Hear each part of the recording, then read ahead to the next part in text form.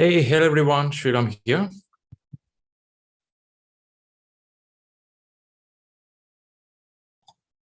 Hope I'm audible to everyone here. Hey, ShriRam. Hello. Hey, Morning, Shriram. Shriram. Hi, Shriram. Morning. Good morning, Shriram. Good morning. Good evening. I have some of them pretty evening there. How many of you celebrating your Friday evening there? It's Friday Oh, night, yeah. 11:30 in the night. It's a pretty early evening, right? Yes. Okay. Usually Friday nights are meant for good party or relaxation with the family, but we have to go with the studies. Good. So this is for 1 month of time. Really appreciate the people who take these efforts. Thanks a lot for being here. And I have a few more people online as well. So let's kickstart the program today. This is the second day of our training. We are in PMI-ACP, which is on Agile certification. Once upon a time, Agile was a kind of a medicine for people. Now Agile has become a food for many people. When it's a medicine, they take it only it's needed. They felt, okay, only when I'm sick, I will do this. So now what happened is it became a day-to-day job. Many companies are moving towards Agile or at least talking Agile. So you are in the right place to learn the right things. First thing first, I want to appreciate the people who took time to write something. We call us writing habits. How many of you here did it? Piyush did it. Okay. Nice to know. I did it. You did.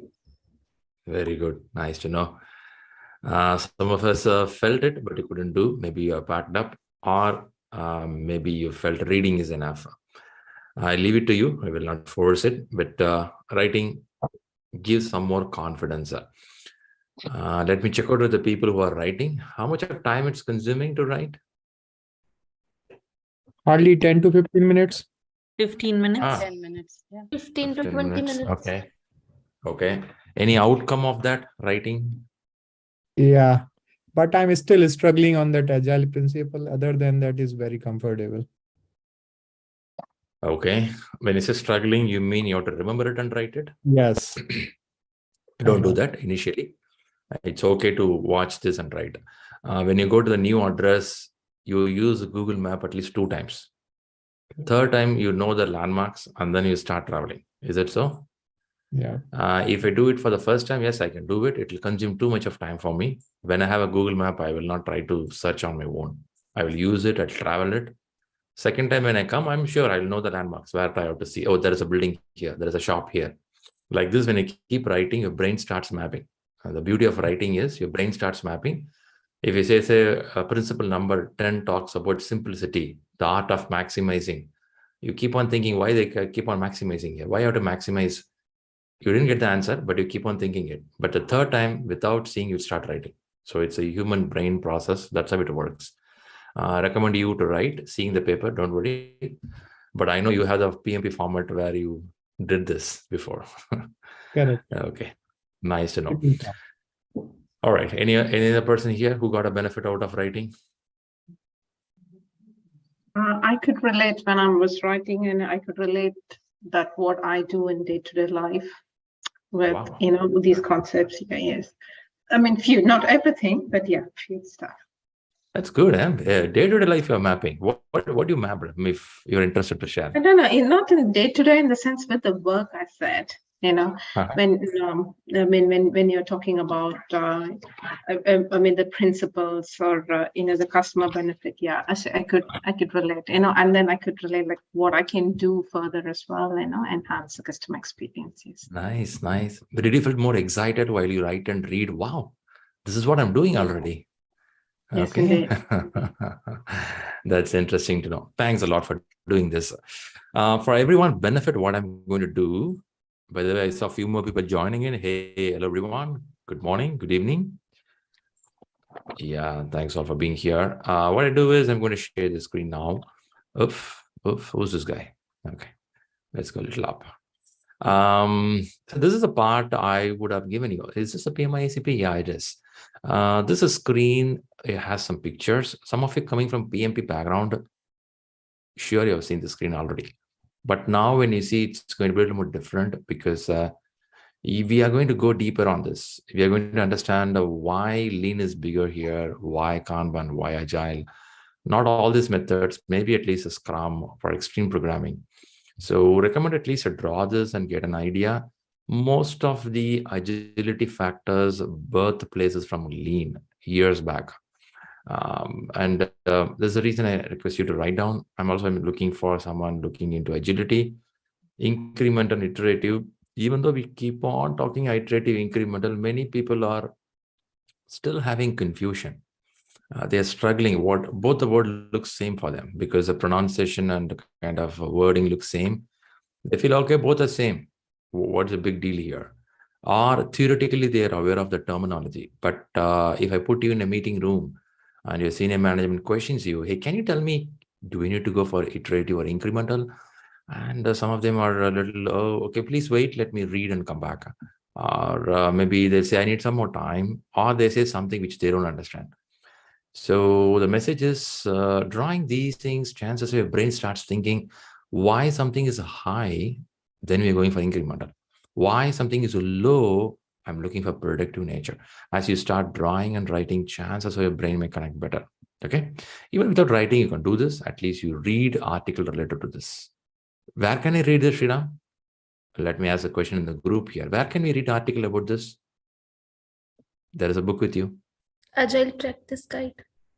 Fantastic. Fantastic. Did you walk through that book? You saw this page, this image? Yes, yes. Fantastic. Did they give any paragraph there explaining? Yes, they have explained it separately, and there are some paragraph and some use case studies as well about this. Amazing, amazing. Would you be interested to say you understood the concept when you read it?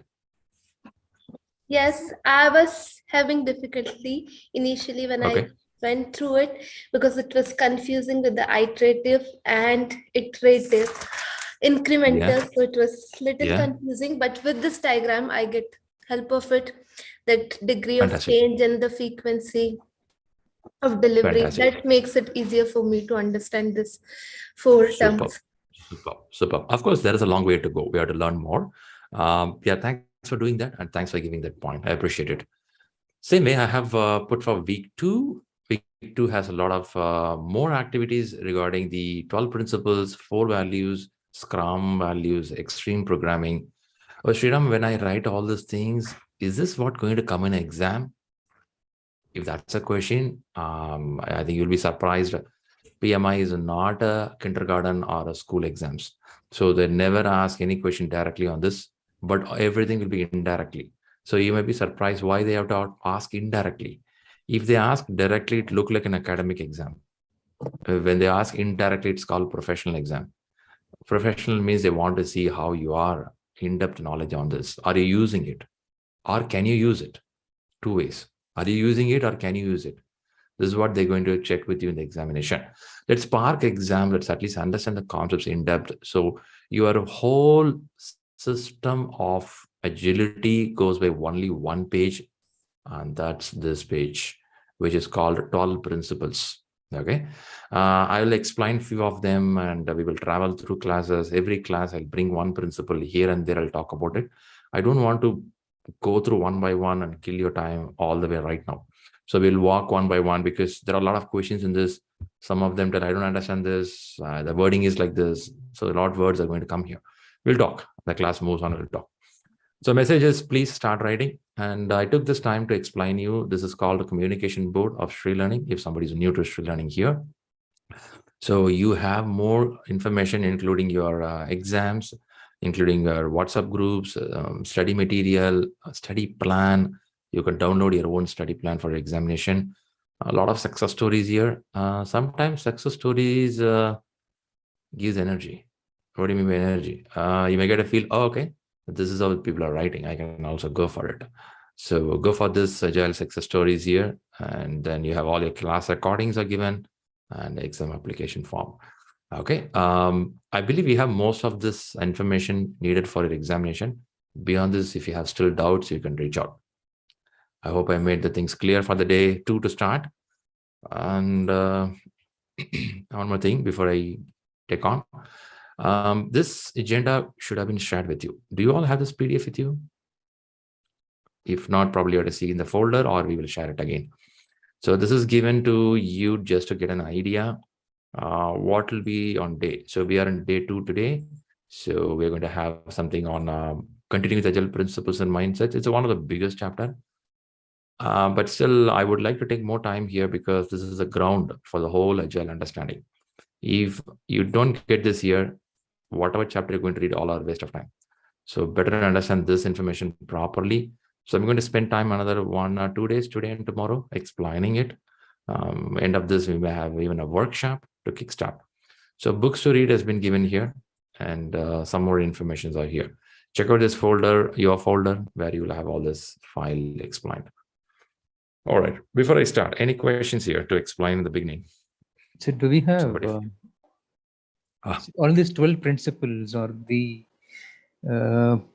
topics which we are going to discuss today? So do we have in this practice guide or in any of the books you have recommended? I will explain where it is, but what is the first one you asked for? The 12 principles of Agile Manifesto. Okay. Yeah, we will talk about it today, part of the class. You're asking where you can find this. Is that right? Yeah. So you recommended a couple of books, right? One is the practice guide, ACP, exam prep. Yeah, that's right. So exam prep also has that. Agile practice guide has that. Essential Scrum will have it. Scrum guide will not have it. Scrum guide has very basic 14 or 13 pages of content. Agile practice guide is something, if you have 5 Mbps speed internet and the old computer, still you type it, it will come out. Because I'm just pulling on. The point is, Agile principle is the most easiest thing you can search in internet.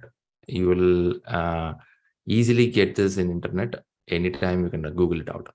If not, I will request you to go to open the book, Agile practice guide, or open the book of ACP. Sure, look at the principles. First a few pages.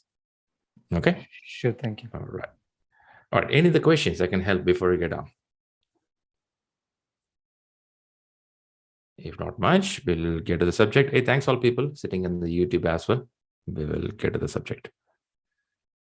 People who have questions in YouTube probably can put in the chat box.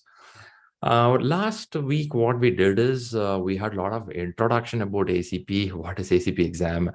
We took time to understand about most of the subject factors, and then we got into iterative incremental. There was a video. We saw that. Now the question is, we have to go a little more deeper. Before going there, do you think agility is there in books? Is there in corporates only? A question to everyone here. Do you think agility is there only in the books or in the offices only? No. No. Okay, where you've seen recently? Any thoughts running on your mind? Where you've seen recently somewhere something agility? So Sriram, maybe I can give example. It's not like from office, but recently we did interior of our house. So I would say it was kind of agile way of work we followed. Like many, we just didn't stick to the production plan, but based on how it was evolving. So my wife was continuously giving some ideas to the interior fellow, and then he was also adapting to those ideas. And eventually we got it what we wanted. So I would say it was kind of agile there. And we were quite satisfied. Okay, your wife is giving requirement, and how is another side, the receiving party of doing the work? Are they able to adapt it? Yes, they could adapt it, and it was mainly based on the let's say iterative model where we could give some feedback on the overall work finish, and then based on the feedback he could able to change or let's say do some adaptation and also some improvements on the work done. Okay. So end of the day, the customer, that is your family members, are they happy? Yes, they are pretty happy. Okay. If this is not done in Agile, would have been a happy ending or would have been tough time? It would have been very tough because let's say if we had not seen the work done, or let's say if we had not given the feedback, then definitely there would have been so many surprises and shocks at the end of the delivery. Got it. Okay. Thanks for that. I think Krishna is giving a message. Krishna, what is that? Hi there. So, yeah, wife preparing dosa and serving us as and when it is done is already something agile. And whenever she asks, yeah, is the composition of the salt, etc., correct? Yeah, and and then asking us, are you satisfied? Is already agile way of doing it. So agile is happening. So, but here, is she aware of that this is a breakfast she's going to make already? She asked me what breakfast you would like. Then I said dosa. That's my. I'm the customer there, so I said I need dosa. But do you think you could have changed a different menu or ask on that day? Yeah. Okay. I feel some of the places we don't have the opportunity where we know this is what. Okay, that's point taken, because sometimes I feel that family members are a little prepared in the morning what they want, or previous night they plan it. They know what is going to be tomorrow morning. But I also agree with you, there are situations where friends are suddenly visiting at home or family don't have anything to prepare for lunch or breakfast. We quickly do agility there. Okay, so now why I ask this question is agility is not something in our office, not something at your books. It could be something which you do on a day-to-day job.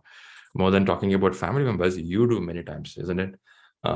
Maybe the way you get to your office, maybe the way you do some of your work, maybe the way you go to your fitness, or you're talking about your reading habits. A lot of agility is there. When I say agility, I would term the word reflex and quickness. What do you mean by reflexes? In sports, we call about reflex, how quick you can turn and twist to the situation.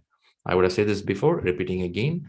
In football, we see a lot of agility from a sports person. Then the person has been taken for the team. The reason is, in football, the very important factor is reflex, how quick you can turn around. So there is a ball moving from one segment to another segment. You have to be fast enough, observing, taking adaptive nature of moving your action accordingly, right? And also, you should be able to adopt the feedback. The captain can give a feedback in the ground. Coach can give feedback from outside when the match is happening. On top of that, after the match gets over, they come back for a break. They come back out of the one game. They want to go to the next game. Before that, there'll be some lot of discussions, meetings will happen. They will tell Cristiano Ronaldo, you're playing well, but still these are the places you're doing mistakes. If you want, you can correct it out. They adapt the feedback. And then they go for the next match, improving it. It is could be a kind of a retrospective to look at ourselves, how we are doing things. Shriram, why you're picking football? Why not other sports? I took football because it's one of the most loved game in the world. Also, it is a game which sees a lot of change in every minute. So the message what I'm conveying here is agility. I don't want you to think it's an information technology oriented, because I have people here who are not from information technology. Am I true on this? Do I have someone here who's not from information technology? Or you're from different domain? Yeah, hi, Sri. This is Ravindra. I'm not from IT. Basically, I'm from the construction background. So we do execute power projects. Okay. So okay. That's why I took many time to decide whether I have to go for Agile or not, because I thought it is purely of IT initially. Okay. All right. Got it. Thanks for that. Anyone else from different industry? Yeah, this side Piyush. I'm from the automotive domain. Okay, good. In automotive, you have digitalization, or it's purely a machine side? It's a digitalization. I'm working on the design side, so kind of white collar job. Okay, then you're getting into computers digitalization, not into. Yeah, of course, yes. Okay, nice to know. Thanks for that. Anyone else? Krishna this side, I'm from investment banking. Investment banking. Okay, so you don't get into digitalization. You are in a different segment. Yes. Okay, got it. Thanks for that. All right. Why I ask this? If anyone is there, let me know. Why I ask this question is there are days, years back, or sometime back when I take Agile classes, it'll be all purely IT people, software engineers. But last a few batches or maybe in a year of time, I'm taking many of them from different industries who don't even know what is information technology they're getting in. So message here is Agile is not a sole property of IT information technology. Agile is for everyone. So Agile is in sports, Agile is in your family, Agile is in dosa. Who said this? Krishna, right? Okay, Agile is in dosa. Agile is in home construction or family needs. Everywhere it is there. Now, what we are trying to see here, the population in the world is exploding. Really? Elon Musk is worried population is going down, but population is exploding. What do you mean by exploding? People are very high, demands are high, technologies are advancing at like a faster speed. When technologies is speed, needs are high, they're looking for more reflex, more speed, more way of good delivery. But you can also talk other side of philosophy. World should not be like this. We have to be very calm. We have to do meditation. Okay, let's talk philosophy separately. When it comes to job is job. When you go back to your work on a Monday morning, they expect you how quick you can take a request, how quick you can take on a feedback, how quick or perfectly you can reply back to the customer. Now with the word quick, I'm adding perfection. So it's not in the name of quick, I will do something wrong. Dosa should be made faster, but without taste, without salt, if it is made, doesn't make sense. I made dosa on time, but no salt in that. Oh man, what's the use of it? So message here is when you go to Agile, speed with the perfection. If you like Cristiano Ronaldo has a speed with the perfection. So anything goes with the speed with the perfection works really well. Now, why I'm coming to this point here is, before I get to the subject, I want to let you know that Agile is for everyone. It is not for one industry, but certain ways of working. They talk about team meetings, certain ceremonies, the events. Certain things are meant for information technology when they started.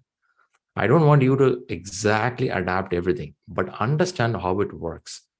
It may get changed. It may go to hybrid model. Already it is happening. It may happen in future, but 4 years from now, proudly you can tell that I learned Agile even in 2022. You may be the front runner in your industry. So read with the proudness, learn very well. Agile could be the future of all the industry. So you are in the right place. All right, with this, we'll kickstart. I'll bring up the slide and go for the content, and let's run through. Where is it? I played one video talking about increment and iterative. I believe that gave idea for some of you who don't know what is Agile. This was a video. You all remember this video? You remember? You saw this video for a few minutes last week. You did it? Yes. Very good. Nice. Yes. Nice. Now let's kickstart. Okay, here are some people pictured here. Do any of us know this person? I've seen anyone in this picture in the movie Titanic?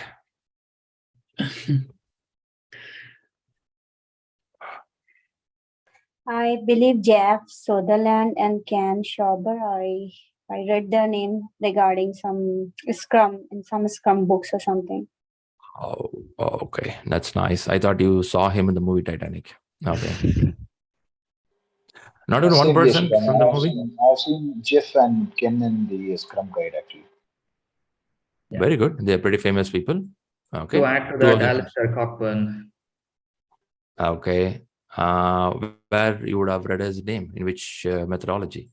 So one thing that I clearly remember on top of my head is the comparison of the communication model with the intensity and the density. Interactivity and the density. Along with that, him being the chair of the what was that PMI-ACP thing? Okay. Got you. He's the one person for the crystal methodology. There is something called crystal way of working. Okay, good to know that. Some of we are talking about Alistair. Okay, so we know these two people. We have heard this person's name. Any other name pops up? Any other top guys here? Why a lot of male domination here? Come on, guys. Huh? I heard the name of Bob and Kent. Okay. Yeah. Okay. Founding Agile Manifesto, and You're talking about Ron? Sorry? Whom you're talking about? Kent Beck and Bob Martin. Okay. Okay. Nice to know. Last Okay. Nice. All right. Good. Thanks a lot for all the information. Yes, people who guessed here is correct. By the way, the movie, what I said is not one. I made just to make people to watch it. Now, message here is these are 17 people. Okay, if you count, it will be 17.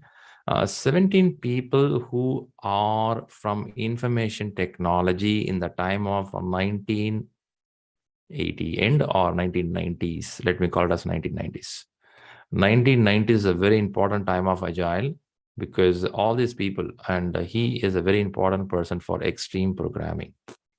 And these two people are a very important person for Scrum. And he's a very important person for Crystal, right? For Kanban and other things, it's all from centuries back, not these people. It's all before that. Since we have some upgradation Kanban, we'll talk later about it. But now message here is from 1990s till the year 2000, we had all these methods of flourishing in America. All these methods, we know XP and Scrum and other methods are pretty super hit by the time. But anyone aware when the Agile Manifesto was written or Agile wordings came out? Which year? 2001. 2001. 2001. So, but I'm saying here it is 1990 to 2000. Then how come in the year 2001 it should have happened? It should have happened somewhere here, right? What's your thought there? No, they are. I think this is what my just view might be wrong. They were partnering with themselves to finding the best practice and putting together on a board and table. And then 2001, they got agrees on writing 4 principles, four manifest values and 12 principles that, hey, this is what we need to form as an industry best practice for Agile. Makes sense. That's the right point. Thanks for putting that point. So now what happened is what he said is right. The 1990s, everyone had their own shop. When I say own shop, Kent Beck says XP works like this. Jeff Sutherland and Ken Scumber says Scrum works like this. Everyone is marketing their own way of doing things in the information technology because information technology was struggling hard which method to follow. There was a time in 1970s and 80s, we started following a waterfall model and it was working. For some of them, it was failing. So they don't know what to do. By the time everyone was giving medicine. From 1990s is a timeline. Everyone starts giving medicine to the information technology. So the medicine is something like, hey, let's use a Scrum. Hey, let's use XP. Hey, let's use this. Those days, internet was not super hit. So everyone was publicizing their own way of doing things. It was okay. Then they found why we have to work individually. Why don't we join together? Collaboration idea came in. The collaboration idea happened and they met in 2001 February. There is a place in America. They met, the 17 people met there. And the 17 people draft a plan in the sense they said that, okay, let's come out with an idea. And this idea could be a base norm of working for information technology. And the base norm is set of conditions or rules saying that 1 like this, 2 like this, 3 like this, 4 like this. Now, when they written this, it's called as a 4 manifesto. This 4 manifesto tells what is important for a system to move smoother and faster. To support this 4 manifesto, they written 12 principles. Okay, this is what they did those years. Now, this is what you're writing as an assignment and a reading habit, which was created for information technology. But when you read it, many are feeling now it is not for information technology. Any industry can follow that, except certain wordings in that. So let us see that in later. Why I gave this background is you should know from where it originated. You should also know that even before the year 2001, the Agile Manifesto came out, we have Scrum as a methodology, XP as a methodology. They were already practicing it. They were already doing it. Only thing in 2001, they made us a common forum and they written certain principles. Shriram, is all part of exam question? Not at all, but good to know that from where it originated so that you remember it properly. And let's go a little more down. In these methods, which one is highly and popular? When I say popular, this could be a couple of years back, we got this stats. Now the number can change. But the message here is there is one method called, or framework called Scrum, which is pretty famous in the market for a long time. Anyone here who never heard of Scrum in your last 1 or 2 years? I never heard Scrum. No, everyone is here, right? At least once you heard about Scrum, but you don't know how it works, or you may know. But Scrum is not the only method or framework in the market. There are a few more available. Some of the names you're seeing here, some are not even seen because every company trying their own model. The reason is Agile is very flexible enough. They don't force any particular role. They don't force any particular agenda. They don't force any particular way of doing things. They just keep it open enough. Your only goal is to satisfy the customer. So how you want to satisfy, it's up to you. They leave it free. But too much of free is also not good because it's something like a college days, right? If you want to attend the class, you can attend the class or you can move away. So what our children will do, they'll all move away to the canteen. So there should be some set of norms and rules also in place. So that is one of that good thing with the Scrum as a method is it will have certain roles clearly said. Who will do what? They'll have a set of timeline. They call us a time box. Time box. In what time, what you have to do. And it also has a certain events properly planned. What events has to work. So roles, a time box, events, these all makes a little more clear who has to stand where. Imagine I'm going for a football ground. I'm going to play. I should know I'll be a forward player, or I should be a defense player, or I should be a goal key.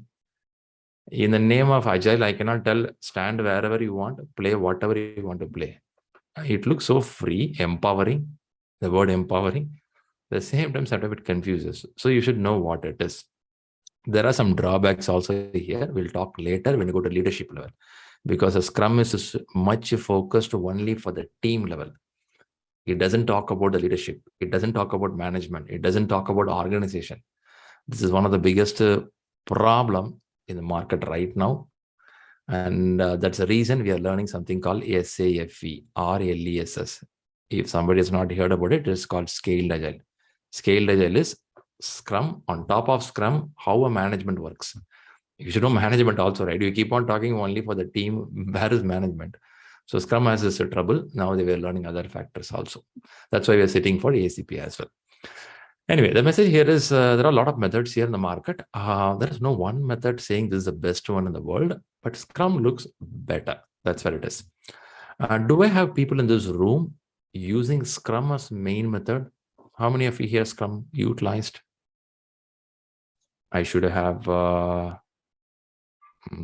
Plus one. We use it. You're using it? Okay, nice to know. Yeah. I'm using Mahadev. Yeah, I have delivered 2 projects under this Scrum. Nice to know. Apart from Scrum, do I have someone using Kanban or hybrid model, Scrum plus Kanban? We call it Scrum. Yes, actually for the product, mean to say mainly which are in already live for the maintenance projects, we use Kanban because we keep getting the bugs or a kind of enhancements which we use like a Kanban as a framework. But for any new like to say the engagement or a new requirements, we follow the Scrum. Nice to know. Nice to know. Okay, thanks for that. So message here is there is no one method being followed by everyone. People have their own preferences.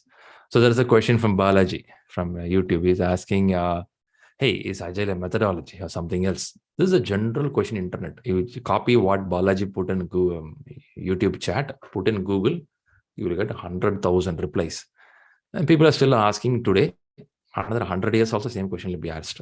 The reason is we are grown up in a way that there should be some method, there should be ways of working, then only we can do the work. We have not heard the word called philosophy. Philosophy we heard with elderly people in a home. Philosophy we heard when we are in some trouble. But we generally don't read a philosophy when you're in a happy mode. Okay, but Agile is a philosophy. It is not a method. It's not a way of doing things. It's just a philosophy. Philosophy is serve the customer, make them happy.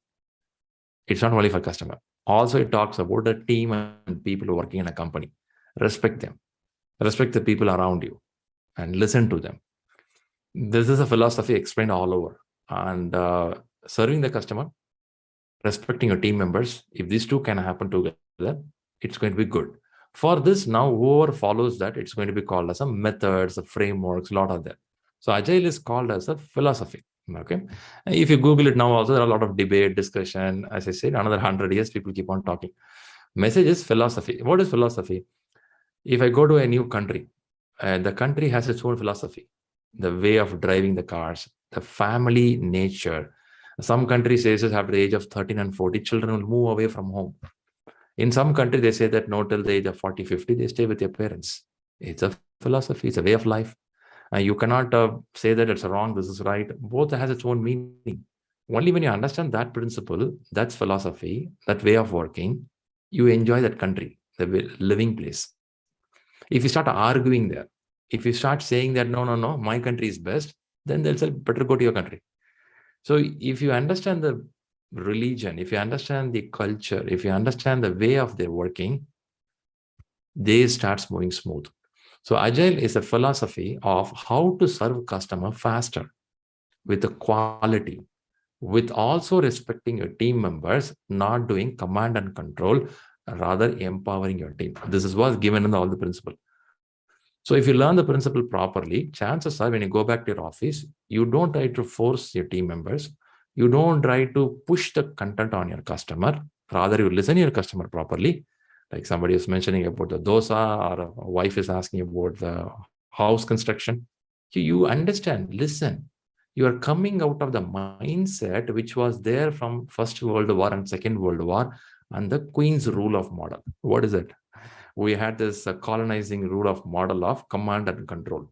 We are totally trying to come out of it because the education system, the world system was screwed up. Seriously, literally screwed up. Somebody who is in the top, they made themselves as a top, start commanding everyone. That model is wrong.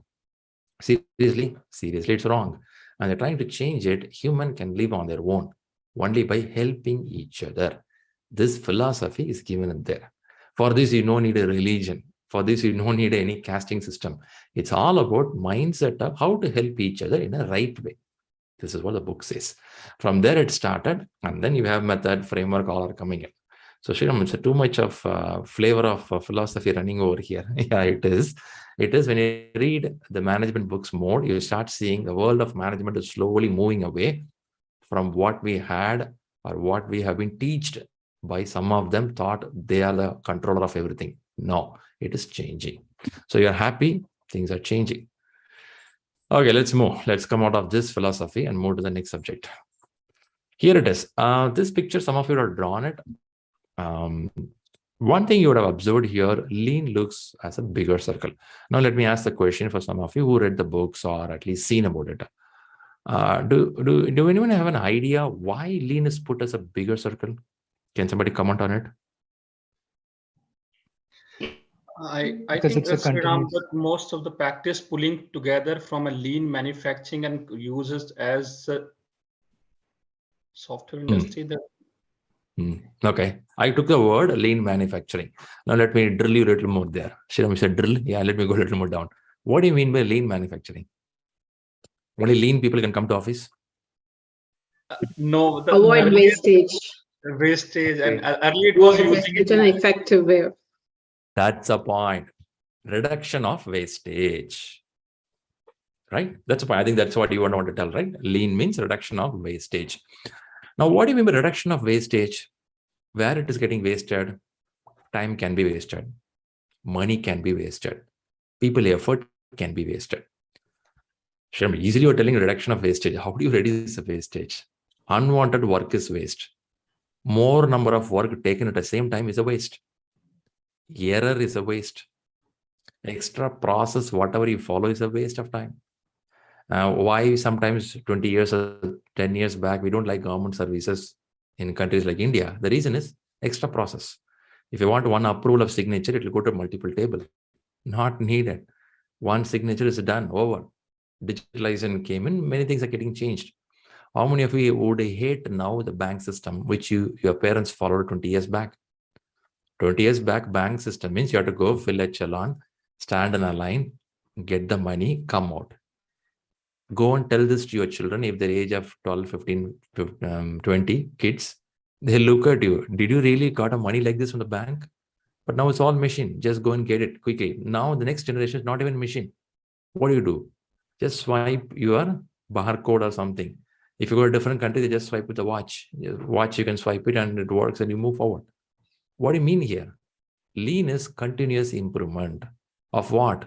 Process, of what? Product, of what? Way of working. Now, the bigger bubble lean, what we say reduction of wastage, one term, under this multiple things are there, continuous improvement. If continuous improvement should happen, continuous learning should happen. This is also inside the lean. So lean is considered as a father, mother, grandfather, whatever name you want to call it, for all the change in the world. And it has been highly used by Japanese. Can we say something like that? Do you agree with me? Japanese used a lot about this lean management. Yes. Yeah. Right? But the book says it is there from even before that. But highly used by Japanese. I'll show one of the video. After Second World War, that is 1945, many things picked up very heavily. In the family of lean, we have a Kanban. Kanban comes around talking about, again from Japanese. Kanban means a signboard as per the Japanese term. I believe it's a 14th century. I may be wrong also. There is some centuries back, Japanese business was flourishing really well. They have a big market space, like what we call New York Street. They had years, centuries back. Japanese are really doing good job. Okay, that's what they overdid in army and went to war also. They sometimes overestimated. Actually, they're doing good job some years back. The roads are good, the streets are good. Many people walk on the road. A lot of stores are there, but many people don't know what is in the store. So what happened is they thought of drawing it as a picture and put it in the wall in front of the store. For that, they called as a signboard. The signboard in a Japanese term is Kanban, visually showing what is inside the store. That is how it started. From there in 1945-50, when the manufacturing industry of Toyota picked up, they want to show how much of inventory, stock, spare parts for a car, how many parts available, not available. This they want to show, for which they created a whiteboard. They have it there. From there, 1990s and 2000, IT industry picked up. They led little modification here and there. They brought something called work in progress. In fact, before that, it is there. They put work in progress limit to show how much of work is happening. So if you see, it's keep improving. So Kanban is also family of lean, which talks about reduction of wastage, unwanted work. They don't do more than some set of work. They'll hold it. So if you see, lean and Kanban is a big family. Okay. Under this, the mindset of philosophy of Agile comes in. But now what we see, you and me in the books, is Agile is a godfather of all. Okay, we get a feel like that. But over the godfather, there is some advisors. That's called lean and Kanban. But here I'm not going to fight between who is a big guy, who is a small guy. The message is each are complementing one another. One guy says this is good, one guy says other is good, we'll put together. So message is lean, Kanban, Agile, these all going to help you to say how things are working. In this, one of the small dot is called a Scrum. Why I'm saying small dot is, I have some of my friends who did a Scrum certification. And they would have thought Scrum is the world. And anywhere they go, they talk only Scrum. I really appreciate it. When you only at the junior level. When you go to senior level, if you keep on talking only Scrum, no one will look at you.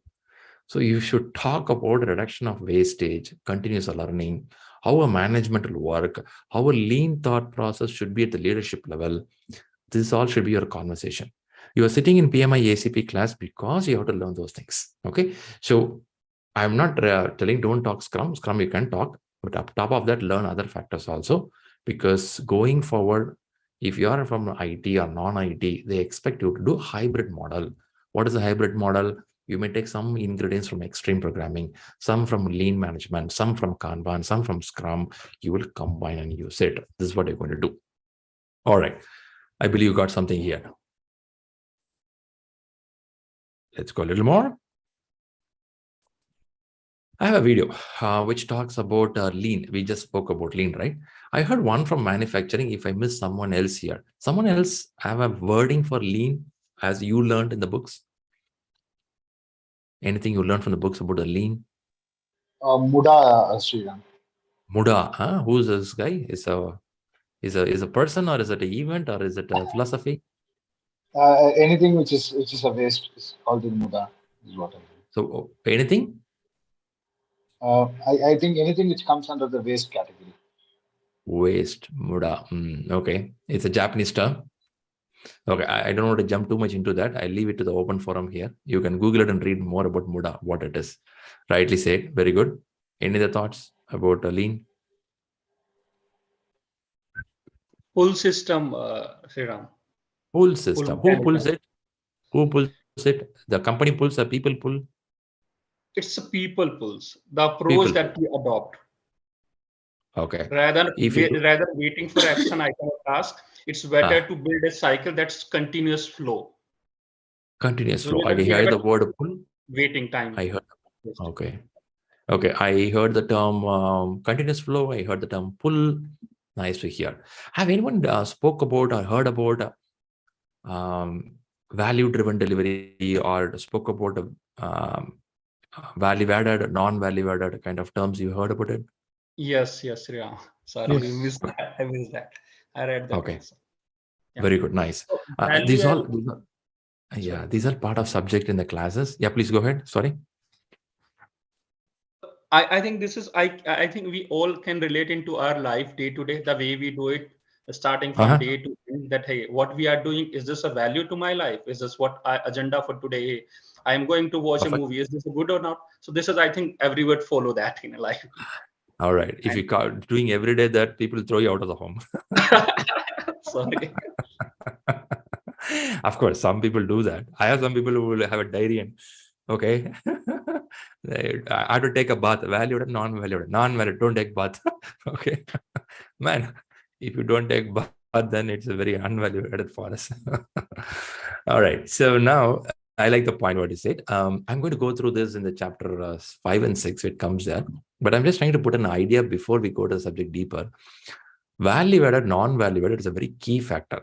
What is value, non-value? Is certain work, what we do, could be non-value added. What do you mean by non-value added? We do that, it's a kill of time.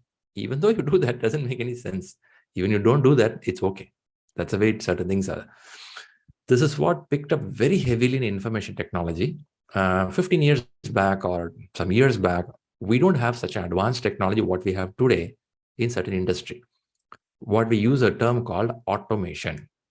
How many of you feel that this word automation is highly available in the last 5-10 years? Anyone feel that? The word automation? Yes. Huh? Every area you hear the word automation. On top of automation, you hear the word AI, artificial intelligence. We also hear the word called data science. Whether somebody understands the term or not, it's becoming a fancy word now. They use the word automation, artificial intelligence, data analytics, data science. If you ask a third level of question with these guys, they say, no, I don't know. I have to read and come back. It's becoming a fancy word, like how people wear a cooling glass. These guys are wearing. Why are you wearing cooling glass? When it's very dark outside. It's okay. Still I'll wear. So kind of people just wear it. But let them have a fancy.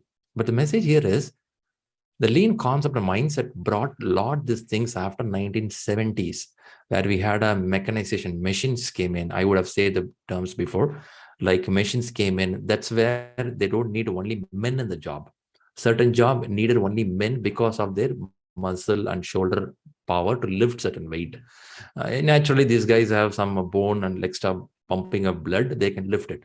So they used from 1990s, beginning 30s, 40s, 50s, where they want somebody to lift the metal, tires, wood, they want it. Then women also, powerful women are there, they lift it. But still they picked up more men because these guys are good to work for long hours with the heavy lifting. Then the machine work came in 1960s and 70s, as Peter Drucker talks in the books, that slowly the knowledge workers will come in. That's why we say that, no, it's not only men, women also can work in a many job. That's they start inviting. By the way, many would have read in the books, oh, men, women problem, nothing like that. If you go and read back, They picked up for some reason because these guys can lift the weight. Some places they cannot lift the weight. Some places women can work very calm and composed. These useless fellows won't do that. They'll be fighting there. So they shift it like that. It's all happened properly century back. Now we talk more about this. Some places it is good. Some places going wrong also. Let's not go to the sensitive area. Let's come to the place where how it improved. The why I'm telling here is there they start working value added, non-value added. When I say non-value added, there are some work which can be automated. I'll show a video here. Automated means where you found that this can be made it by machines, by computers, by digitalization, by artificial intelligence, by a robotic process. In my room, if I have some people sitting in the classes here, I'm sure in your day-to-day life, many things which your father did is automated now.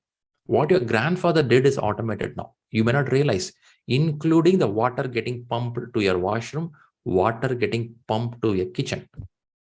Isn't it? 40 years back or 50 years back, this water we have to take from the well. 100 years back, something different format. We are improving day by day. This is called value added, non-value added. We are talking big water pumping. Beyond that, there are small factors in your life. Every day it's happening. Lean management is all about bringing value addition.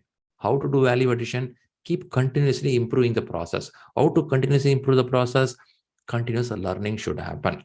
This is what these books of PMI-ACP is going to talk more deeper, how this is happening gradually, right?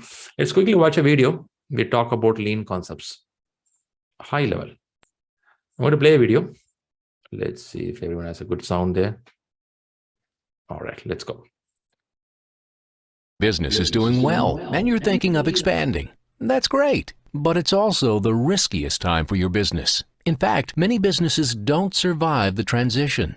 Should you throw money at the problem by investing in new equipment or hiring more people? Should you make your staff work more overtime? Your answers to questions like these can make or break your business. And that's where Lean comes in. Lean is a philosophy about delivering value from your customer's perspective, eliminating waste, and continuously improving your processes. Lean can radically change the way you do business. Lean management is based on 4 principles. The first principle is pull. Rather than producing as much as possible, customer demand pulls goods or services through the manufacturing process. This minimizes overproduction, inventory, and ultimately working capital. The second is one-piece flow. Focusing on one single piece at a time minimizes work in progress, process interruptions, lead and waiting time, while increasing quality and flexibility. The third is tact. It's the heartbeat of a lean system. It's how fast you need to manufacture a product to meet customer demand. Tact allows us to balance work content, achieve a continuous flow, and respond flexibly to changes in the marketplace. And the fourth is zero defects. Mistakes happen, but a lean company doesn't pass on defects. Mistakes from previous steps must be fixed before going on. Combined with a robust continuous improvement process, the 4 principles of lean management will help your company stay ahead of the competition in a constantly changing marketplace. So, if you're ready to begin your lean journey. All right. I pulled out a short video to show certain terms about lean. Now, you tell me what you captured in this video. Did you capture any keywords here? Defects. What your brain? I'm sorry? Defects. Value delivery. Value delivery. Value delivery. Okay. Okay. These are the key words you're capturing. Continuous improvement. Continuous integration. Customer satisfaction. Wow, One piece of the wow. flow. Pull method. And also zero defects. At the same time, zero defect. Demand management. Deliver fast. Fast, yeah. Quicker delivery. Adapt Do you- basically to improve the performance. Adaptive nature. Nice to see. Work only Nice to on see. one piece at a time. Do you see all these companies these days, or whatever you all said in the last 1 minute? This is what every company is struggling to do now. They all want to do this. Yes. Yeah. Whatever you said now, this is a discussion in the boardroom meeting. You know that? You go and sit and talk with Ratan Tata or anyone in the boardroom meeting. What you said here is what discussed there. They all want reduction of wastage. They all want the process improvement. They all want the error minimizing. They all want people to be happy. So lean management, we are talking for centuries. Still we are improving. There is no limit to say this is the place you have to stop. If you say Amazon is growing really well because they're continuously improving the process. Some company not growing well, the process is not improved continuously. They're still following the same old format. The message here is, how do you adapt it? This is what we're going to learn. Well, the lean management is a base for all. So if I want someone to read well, I would request you to please read how lean management works, but don't go too deep inside. Learn the terms and come out of it, because it's a big ocean. Because it was being defined well and refined well by automobile industry very heavily. But it's not needed for certain places. We can go to the key factors of what all can make a system to move better. This is where you will learn in PMI-ACP and Scaled Agile. Two factors I would recommend. One is PMI-ACP, which talks value addition. And in Scaled Agile, they talk about lean agile leadership. They go to the place where you portfolio manager, program manager, how they work. They'll talk explaining that. All right, good. At least we are in a good time, 10, 15 years back, people are struggling because Agile, we know Scrum, but we don't know next other level of reading. But at least now, 10, 15 years now, we have good books to read, a lot of containers in the market.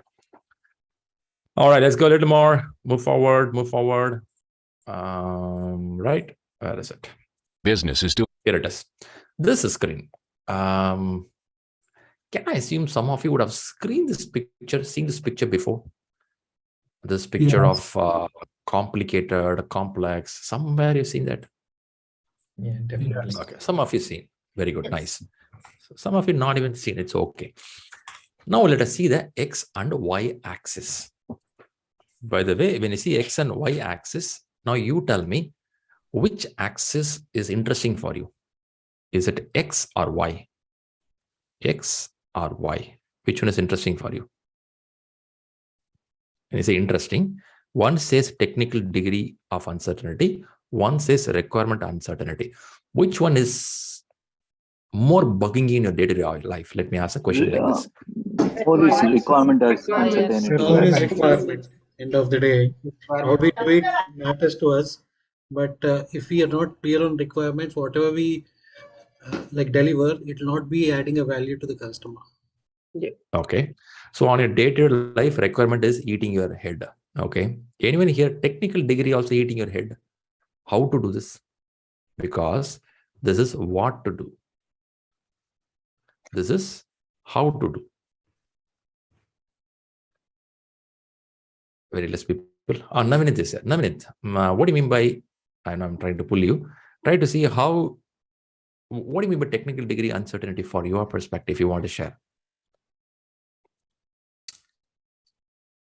Okay, so for me, both is important. Requirement both and important. Yeah, both are important. Requirement is a very basic, like you rightly read what needs to be done. But how needs to be done, and what is all the fulfillment of that requirement, and to achieve at the end of the customer, which we are saying the value delivery. So unless that is not well clear, well defined, and you will able to code that, I mean, it is not making any sense. Okay, I got your point. Perfect. Thanks for that. So now let's get to this subject. Okay, thanks for everyone sharing the information. Now, why I put this picture here is this has been shared even in PMP classes also. The reason I'm sharing this image and make people to think is project is not one model. First thing you have to understand that it is not, it's one solution fit in for all, where you have to see what model of work you're going to do. Before I go even explain about what model you have to do, first let's understand this picture properly. There is something called low here. Let's put it number as 0, high as numbers 10 in y-axis. Okay, in x I'm saying another 0 here. Again, I'm putting as a 10 here, and I call it as a x-axis. Now, when I say 0 here, it's low. Shriram, what do you mean by low? It's calling us low uncertainty. What is the word uncertainty? Uncertainty could be of a risk, or it could be of non-clarity kind of thing, lesser non-clarity. Uncertainty is a risk. Technical degree, how I'm going to do the work. Before even I talk about how, first I want to know what. Rightly, people say it in the group here. When I know a requirement clearly, I will put my scale somewhere here. When I know the requirement clearly, obviously, I will also, chances are, I may know how to know. Chances are, I'm not telling exactly, because sometimes requirement will be clear, but how to do won't be clear, right? Sometimes you think this is a food I want to eat. How to make it? I don't know. Kind of food you may know, but you don't know how to make it. So it doesn't mean something you know very clearly, you can make it very perfectly. Not necessarily. Now, there are some places, some work, what we do, we may have a clear thought. Also, we know how it works because we may have historical records. I'll go back and see, oh, this is what this or this or we did. So I can put them under a simple format. Simple looks word, simple in the sense of doing it. But it will have a time budgeting and the other constraints, risk factors. Those all will be there. Mass and scale all will be there. If I ask, if in India, somebody questions, can you help us to construct a IT corridor? Let me ask a question in the group here. In India, constructing an IT corridor is very complicated, tough, or people are used to this now. It's a simple now, at least now, this year's. Only land acquisition is a problem, right? If people here tell that, oh, it's possible, we can do that, isn't it? If you ask about India, if you go to some other country, it's a big job for them. But country like India, they have done IT corridor many times now. The last 20, 25 years, at most we screwed all the lake and we made a lot of IT corridors, okay? Even though a lot of problems are there, but message here is, if you ask a team of construction group to a IT corridor, yeah, they know the requirement. Give me the requirement clearly. We know how to do this. We know how to get the approval. We know how to start the work. We know how to do it. They are good on it. But there are some work. What happens here is the requirement is itself not clear properly. Not clear in the sense that they know the big level vision. They know the vision. They're clear on the vision. But can you give me more components inside that? The answer is, I don't have detail, man. Then when you'll give it, let's progress. It's called progressive elaboration. Let's go a little more. When this way it is, there are some work, even the how to do technicality is also question mark. Why? Some of the technology is not advanced. They want to wait for the technology. They have to do some research on that. They do R&D, they do spike. So now what happens here is when the work requirement is not clear and the technicality is pretty high, we call it as complicated. It's pretty complicated, right? When it's complicated, they need to know more detail about doing this. Without this, they can't do that. Now, this complicated can get into complex because there could be one component in your whole project, which is a complicated. But sometimes if this component go and meet like this more than one component in your project, then it gets more undetailed about the requirement and more technical challenges, which will pull it into complex. Now, what is a complex now? Now, it's not one component, it's more than one component in your project, in your whole segment of program, which does not have a clarity of requirement, does not have clarity of how I'm going to do this. Now, what we're going to do for these complicated and complexes, we are not trying to do something on a well-planned way, rather we're using an adaptive way. That's where the Agile came in, okay? Why Agile came in? Yeah, we understood certain requirements are not clear. We want to do it in a progressive way, iterative way, incremental way. Now, why incremental iterative come in here is, we will do a small portion of the work, test it. Is it working properly? Go to next stage. Test it, go to next stage.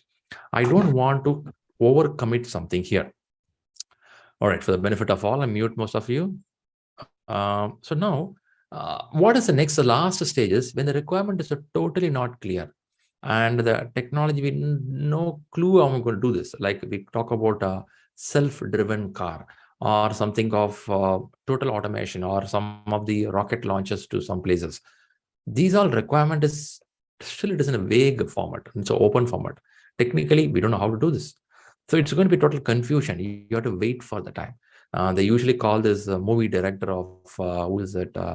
Avatar movie director. He had this story requirement half ready. He had in his mind what to do, but he keep on getting clarity on the requirement, but technology was not at all ready. They were waiting for that specific camera model. And then Sony Corporation came out with a specific camera, which can help them to shoot the movie like that. Avatar movie, the color, the 3D effect, what you see today, He waited for 12 years for the time, 12 or 14 years he waited. On the waiting time only, he shooted a movie called Titanic. So he was telling that I was waiting. I have a story with me, but I don't know, have a total clarity of how I'm going to do this. So I have to wait for it, because if I start that time, it is a total failure. Now, rather, I waited for the time, I got a technology, I started doing this. Now, what I'm putting in this screen here is, you may work on a project which could start simple, can get complicated, can get complex, or a complex can get complicated and get into simple. The message here is, it depends on two factors. One is about the requirement, what we want to do. Other one is taken about how we are going to do. Now, you can question me, Sriram, without knowing what, how do I start my project? Of course, you would start the project. What should be there?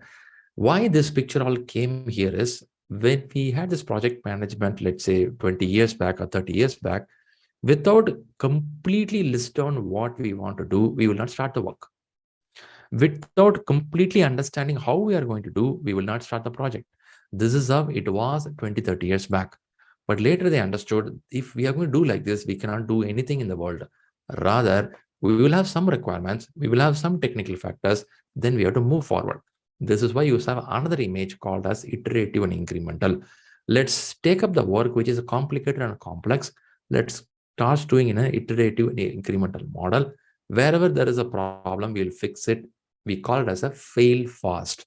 How many of you heard about fail fast here? Have you heard about fail fast? Yes, I heard. Yes.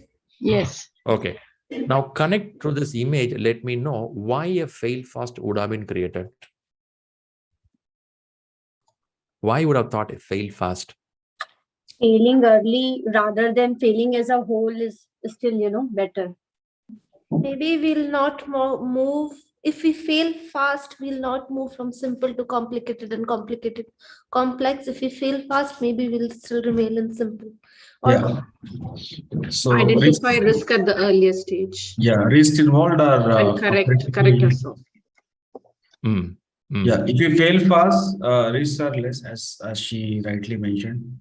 But if you fail later towards the delivery, final delivery, then there is a huge risk. The customer experience we come to know early when we fail fast. So we get to know the value or understanding of the customer. So Makes sense. Got the point. Thanks for all the inputs here. I really appreciate it. The fail fast or fail early is a term framed some years back. 30 years back, when your parents are working in an office, failure is considered as a black mark. You know that? If they fail in their job, you can check out with your parents or grandparents. If they fail in the job, they're considered as a poor performance. Now, if you fail, you can tell that I'm learning, and you can tell I'm continuously improving. Now, the leadership team is looking for, can you fail and give some lessons out of it so that next time we all don't fail? This is the way market has changed. This all started from here, because the work is not only simple now, it's getting complicated and complex because the demand is high, quicker results they want, that's fine, let's go fail. Now, this leadership thought process of how can we adapt failure and then learn from that, that's where the market is changing. Now, for that reason, we need this agile mindset. I'm getting to that area now. What is agile mindset? Agile mindset is customer satisfaction is very important. At the same time, your team should have the freedom of failing. They should have a psychological safety. There's a term called psychological safety. They should not feel bad. Oh my God, I did a mistake and I'll be having trouble in my job. They should not think like that. Rather, I failed. Let me share with everyone so we don't fail as a whole team later point. So point is, this all happened to improve or grow, even though it's complex and complicated, which was not done decades back. Decades back, when there is a work which is complicated and complex, they will not take the work at all. The work will be parked. They'll be shelved, saying that let's wait. The waiting time keep on going. Or they pick it up, they do something haphazardly, deliver it. They don't bother about the customer. Whatever the creating person thinks, create it, give it. Or simple happens. Simple work regularly happening for centuries. No worry on that. But it's complicated and complex, which has more of technical challenges. we just kept on the shelf. But now the mindset of people here is, let's do it, but let's not do as a whole shot. Let's go in an incremental model, so that what happens is, there is a problem, we can fix it immediately, right? That's where it starts. All right, I appreciate all your points. Let's step in a little more. Another picture. This is a picture you would have drawn or going to draw. Now, connecting to the previous picture, your brain should capture right now two things. One is frequency of delivery, degree of change. Now, next question again. Which axis, X or Y, is the biggest thing in your job? Degree of change is high for you, or delivery is high for you? Degree of change. Change. Okay. Change. I had two people. Same degree of change actually is more significant in our case. Yeah, in our case, it's both actually. For me, it's a delivery. For me, it's both degree of change, and with the change, we have to deliver it frequently. Okay. In our case, basically the value degree of change brings the value. So sometimes how quickly, how late, sometimes it is manageable, but eventually the degree of change is more critical. I mean, a lot of degree of change. Okay, nice to see. Okay, thanks for all the inputs here. Degree of change, I found more. Thanks for the inputs. Now let's see the picture here. The picture here is where there is a frequency of delivery is more and the degree of change is high. Now, when I see high, this position is high. Both are high. When both are high, I cannot plan something in advance and do the work. What did it mean? Now, the opposite of high is it's going to be low. What is a low? When the frequency of delivery, where I go for a single delivery, where the degree of change is very less, very low. Now I know things what to do. When I know things what to do, I predict, plan properly and do it. But there are projects that start something like this initially, and then they continue. They keep moving to the stages of getting for different models. The model is where there could be a frequency of delivery is high. There are some products in the market now, one product, but you can give in a smaller pieces of components where the degree of delivering more is very high. Frequency of delivery is very high. I can give by 6 deliveries, 7 deliveries, or maybe 20 deliveries. If you work from information technology, we call as a continuous delivery. Have you heard this term called continuous delivery? What do you mean by continuous delivery? Yes. You keep giving regularly, right? So imagine I was giving an example in the beginning, could be something like, let's say American Express is there. American Express, a banking operation. Okay, they want to give a contract to a company called Accenture. Now, Accenture picked up the contract now. American Express will have a lot of banking. They will have a retail banking. They will have a corporate banking. Under retail banking, they will have a credit card system. Corporate loans can happen. Now, for all these things, they want to do digitalization. Shriram, what do you mean by digitalization? When you say digitalization, everything is going to be zeros and ones in the computers. I don't want people to come to my office premises. Rather, they can order, they can get the credit card, they can approve the loan, everything they want to do digitalization. Now, this product cannot be delivered within 1 month, 1 year, 2 years. It can even go 5 years. Is it possible? Why, Shriram? Possible. It can go 5 years also, but they put the initial contract of 2 years. 2 years contract they will start, and then they'll extend. Further they extend. Further they extend. Anyone here working like this? You work in information technology, the product started something like this. They keep on extending the contract. Is it happening? Yeah. Is it happening? Yes. Yeah. Because they would have thought a vision. A vision is deliver something digitalization for American Express. Accenture started telling that 2 years will complete it. When they come to the second year or a first year end of it, the vision gets expanded. They will say, let's do some more factor. Or customer feedback comes in. Now, the degree of change keep on adding more. On top of frequency of delivery is also needed because it's a banking domain. Banking domain is the most busiest domain, keep on changing. That too with the COVID situation, I'm sure banking domain has a big shake of people accessing system. Big shake. Now, again, they're switching to many process changes there. So it's a continuous flow. Or let's not keep it 5 years, let's keep it 2 years itself. Yeah, within 2 years, Yeah, the frequency of delivery can be high. Single delivery, multi-delivery, or continuous delivery, some delivery going to happen, for which a degree of change is also going to be high. Now, if that's the case, then how to do this? The answer here is, when the degree of change is high, you have to iterate it, or iterative. Iterative means repeatedly. What is repeatedly? Until I hear everything from my customer, until my customer convey everything to the Accenture team, American Express and Accenture team should repeatedly talk to each other, iterative. This iterative could be weekly once, 2 weeks, 3 weeks, 4 weeks, as you wish. Agile recommends keep it as week, 2 week, 3 week, 4 week. Repeatedly, you again and again and again and again come back and talk. Talk about what? Vision. Talk about what? Requirement. Talk about what? Problems. Talk about what? Feedback. You will repeatedly do this so that you get a perfect outcome, right? So when it is reiterative, that is, the degree of change is very high, you repeatedly meet with the people. Why we meet the people? Because we want to get the clarity of what to be done. At the same time, frequency of delivery is high. What do you mean by high? Instead of giving us one delivery end of 2 years, I'm going to compartment it and give it every 2 weeks, or maybe every month, every 2 months. So the delivery level is high, incremental, and iterative. This is, imagine American Express Bank says that, okay, guys, we have a requirement here, but we don't want this to be one delivery after 2 years. Rather, can you give it every 2 months? Can you give it me every 1 week? So now message is, you start giving incremental smaller pieces of work, which American Express Bank and consumers start using it. Like your WhatsApp. If you take your WhatsApp, WhatsApp is today having a lot of features, including the payment system is there. Video call can be done. Group chat can be done. Voice record can be done.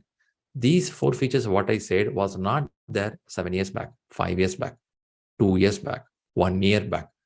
They what they did is, iteratively somebody is giving requirement, incrementally they're adding it. Without even you realize, when you open a WhatsApp today morning, you are seeing video, audio, you are seeing a payment system. You don't take it very big deal, but somebody's using it. That somebody is called voice of the customer. Have you heard the term VOC? Have you heard the term VOC? Yes. Voice of the customer. Yes. There are some product in the market which works based on voice of the customer. There are some products which no need to hear the voice of customer. They already heard properly. They started it. They know beginning to end what to do. That can be predictive model. There could be some products which has to hear regularly, keep changing. So now message here is iterative incremental. Is iterative talks about how repeatedly you get the details until you get it perfectly from the customer. Incremental talks about how early you can deliver it. WhatsApp could have waited till 2022 to launch a product which will have audio, video, payment system, everything. Will you be happy if WhatsApp is launched in September 2022? Will you be happy? Before WhatsApp came in, 1,000 applications would have come in, isn't it? WhatsApp could have waited. WhatsApp can wait another 5 years because more technology is going to come. Can they wait? They can, but market is not yours. So what to do? You have to go early to the market. How you go early to the market? Whatever you have today, launch it. You cannot wait till another 1 year later, I'll come with a different product. No. So there is a speed is needed in the market. So when you say incremental, you have to keep a word in mind, speed. And when you see the word iterative, you have to see the word called correctness.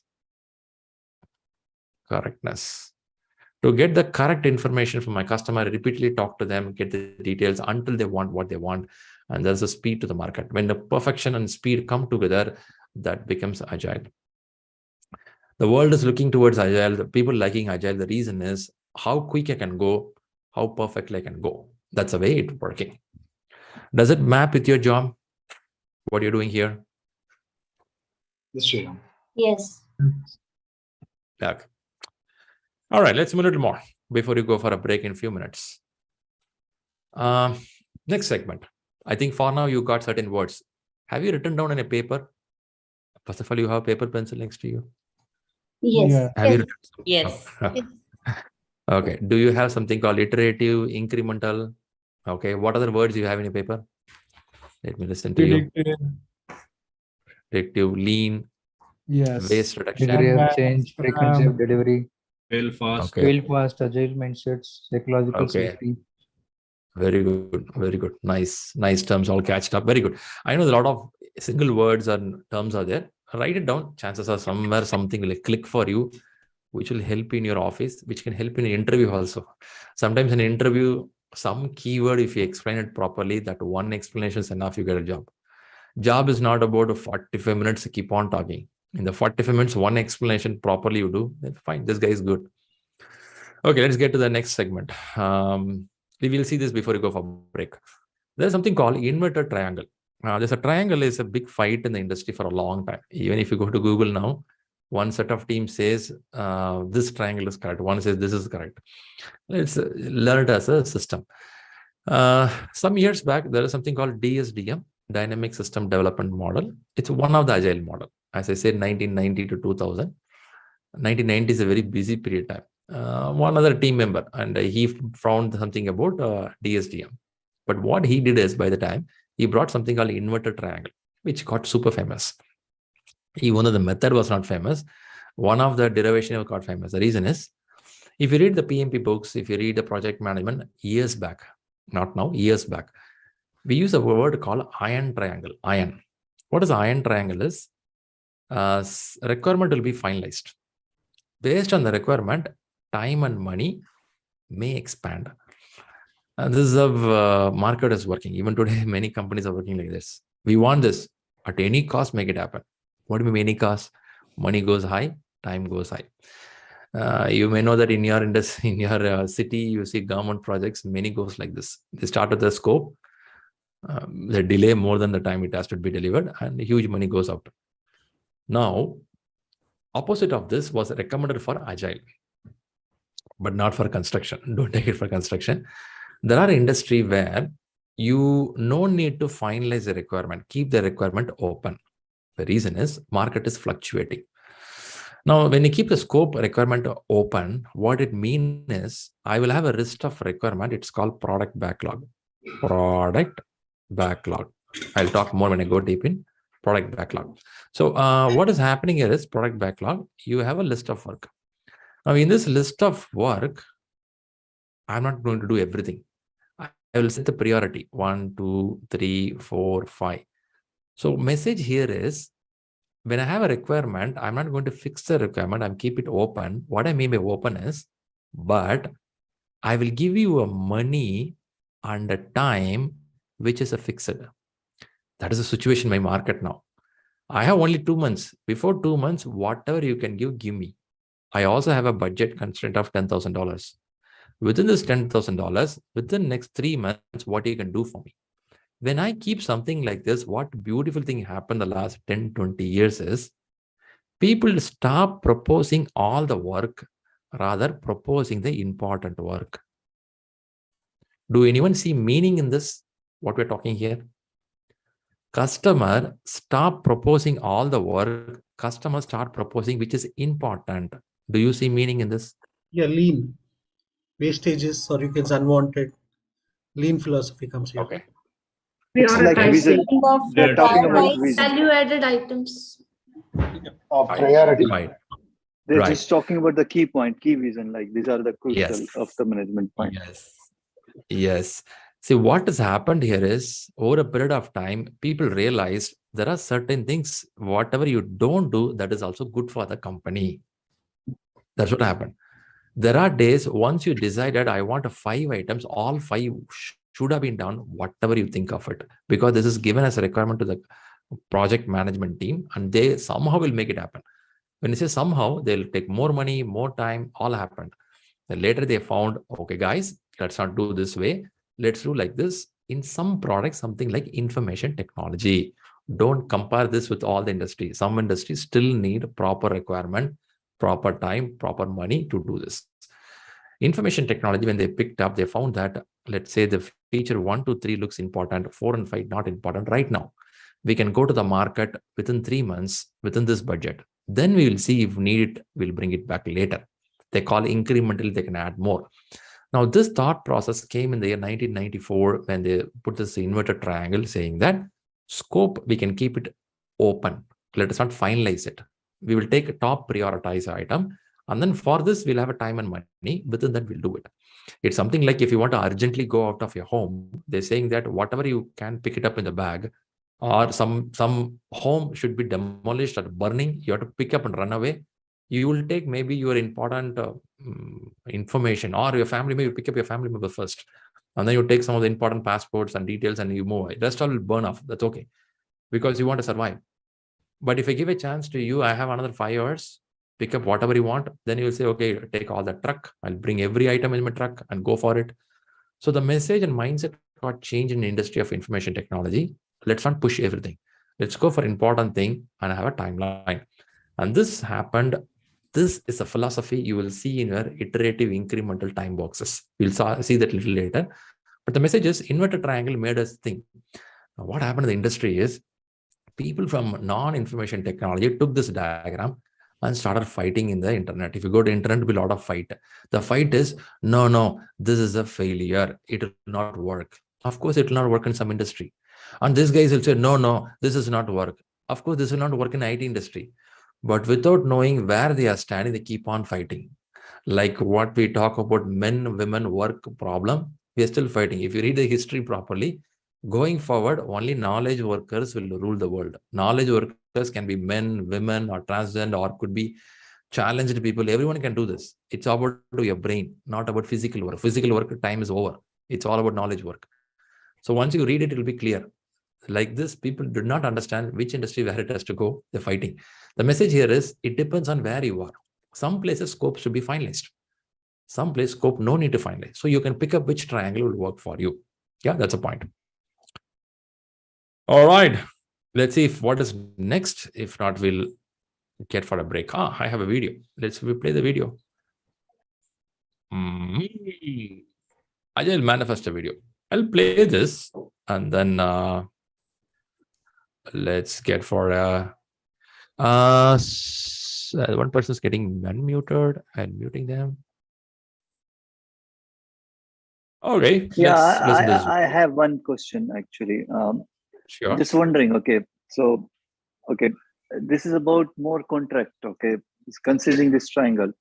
Okay, this is happening like I'm working like not in a consultancy firm. We are like I'm working in a core company, like a public sector or in the government firm. So we offer many projects to the vendors. We get many initiative. We open demands and we put so many people come to us. It's a new product initiative as well.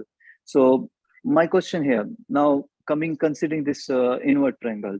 So when we buying a new product, for instance, for any security or any new implementation, okay, so we are buying a product, Oracle product, or any vendor product.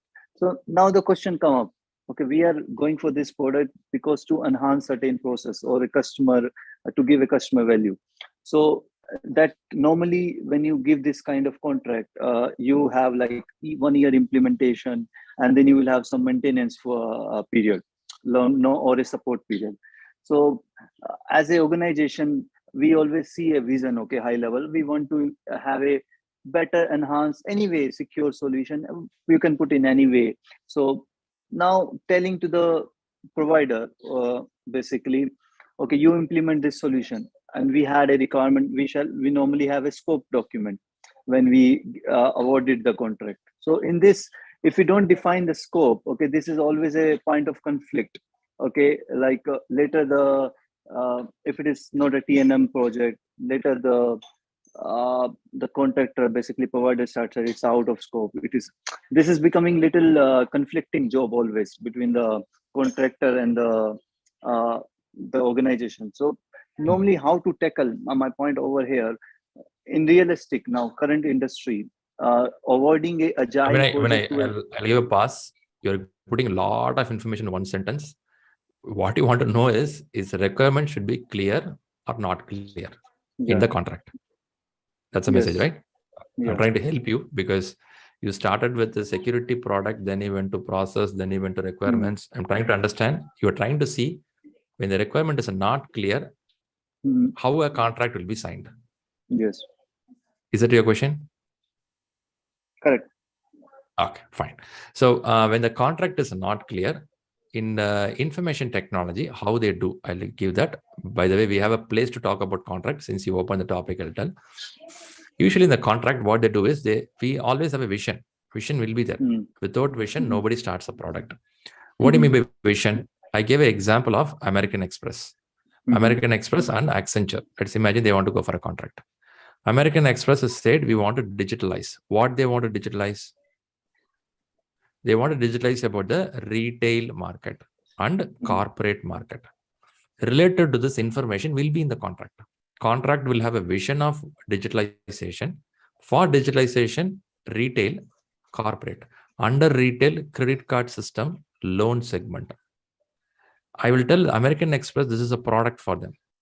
This product they want to complete as per the contract. They want to complete in next 3 years of time. For this 3 years, they sign a contract with Accenture, which could be for maybe, let's say, 8 million. They sign a contract for 8 million. In 3 years, this is what we have to achieve. Now, I'll first start talking about information technology. Information technology products are something like this. 3 years, I want to do this. But they will not write all the granular information not needed for a contract. In a contract, they will give a vision level what to be done. And for this vision level, they know that they could do in 8 million. They could do in 3 years. Also, the contract have a flexibility that chances are it may be done early also. Chances are it may get extended. They're aware of it. They relook at this contract at a 2 year, 6 months, 2 year, 8 months, beginning of second year, beginning of third year, to see whether we have to extend the contract or stop the contract. We are not living in the current world where the contract is not kept too tight in some of the industry where the requirement keep fluctuating. The contract has a clauses telling that how it can be handled. This is one. There could be another place. I'll take the same information technology, mobile application, a mobile application for travel agency. The travel agency says that I want a mobile application for flight tickets booking. Now, this is the most easiest thing happening in the market. They'll give you only 3 months contract. In this 3 months, they'll give you a budget of, let's say, 1 million. In 1 million, in 3 months, they want these all the features. They start listing down the features. What are the features? Somebody has to book the ticket. Somebody has to reserve it. Somebody has to do something. They start putting all the details. They almost capture 90% of the requirement before they start the work, because travel agency application is not a complicated one in the market right now because it has historical records. The last 20 years, we did a lot of travel applications. I'm still taking IT industry. If it is a non-IT industry, there also same applies. When you have a vision, when you have a high-level role, you can go for a contract which knows what to be done. Later, they extend the contract. Contract can be no need to be so tight enough telling that you have to do this. But if you have to do this, I'm sure you should have the requirement clearly with you. If you don't have a requirement clearly with you, you will not go to such kind of contract itself. Hope I explained you. Thank you. Thank you so much. Yes, it's making sense. But if you learn in PMP model, we have this called as a fixed bid or the cost reimbursable time and material contracts are there. Let's not go too much, but I have a place in Agile how a contract works. I'll explain that places. But for now, understand, on a flexible model, we will have a vision. We will have a bigger level of piece of components, what to be done. It will be part of it, but they will not write every detail in the contract, but they know the approximation of how it will work. That they will have idea. Also, they will relook at the contract at the close of the contract. I'm not seeing any companies are neck to neck fighting, which used to happen some years back, where we don't have iterative incremental model. Now we have something called MEP, minimum viable product. We have iterative incremental. Within 6 months, you will know your team performance, what they're doing. So I can cancel my contract. I can tell something else also. It's something like you go to the restaurant. You invited 20 people of your family members, went to a restaurant. You don't want to pre-order it. You order a soup, you order a starter, and every member is having in a family, they feel that let's move out of this hotel. You pay only for that of soup, what you had, say, thanks guys, move away. That's a deal you had with the hotel, right? Some of the hotels, you have well-known hotel, you know them, they do a good job. I can pre-order them, I can pay in advance, or go and have a food. That's why Accenture, Infosys all come in. There are well-known names. Once you go there, they will make it happen, sure it is there. So you go and sit there solidly. If you say soup is not good, immediate next soup will come. They can do that. Some companies are good on that. Some are not good. You don't taste it. It depends on what kind of company you're dealing with. Big standard companies or moderate companies, amateur, newly coming in, and what kind of technology you're working. So multiple parameters, which all goes into the contracting system. Okay. All right. Thank you. All right. Shall we go for a break? I want to play the video. What I do is we'll go break and come back and play the video. Meantime, any question I can help you here now? Good, Shri. All right, good. So let's take a 15 minutes break. I have one. As you were talking about the flexible model contract. So, I mean, you did say that there's a vision, and then we have few deliverables that will be accepted, and the payment as well, right? And then, once you identify what needs to be done, then it will be progressively elaborated, and then the costing comes in. But then, at the initial stage, how do they agree in the flexible contract? When you say flexible, you're telling about the budget. Flexible model, in the flexible model and the agile delivery. How is that, agreed? The SOW, how will the SOW be there? This is what the delivery needs. I mean, at least the initial things need to be agreed, right? I understand. Okay, first thing, I'm taking your break times. Sorry, guys, we'll take 2 minutes, then we'll break here. One thing everyone have to understand here. In the last 100 years, contract has never changed. Whole world is living in the same model of contract called as a fixed bid contract, cost reimbursable contract, time and material contract. The whole world is living only in this 3 model. What is this 3 model? Fixed bid. You fix a budget, go for it. Cost reimbursable. Whenever you complete the work, submit the bill, collect the money. Time and material, mostly we use for human resource, material, equipments. For the time what they work, you pay the money.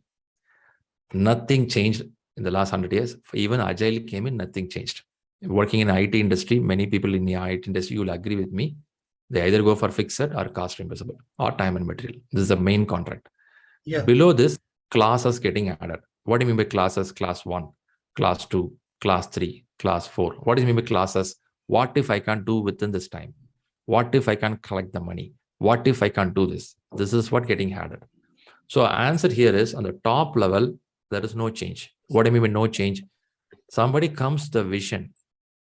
Somebody comes with a level of details, whatever they know as items, for which they sign a contract, let's say 3 million, which should be done in 12 months of time.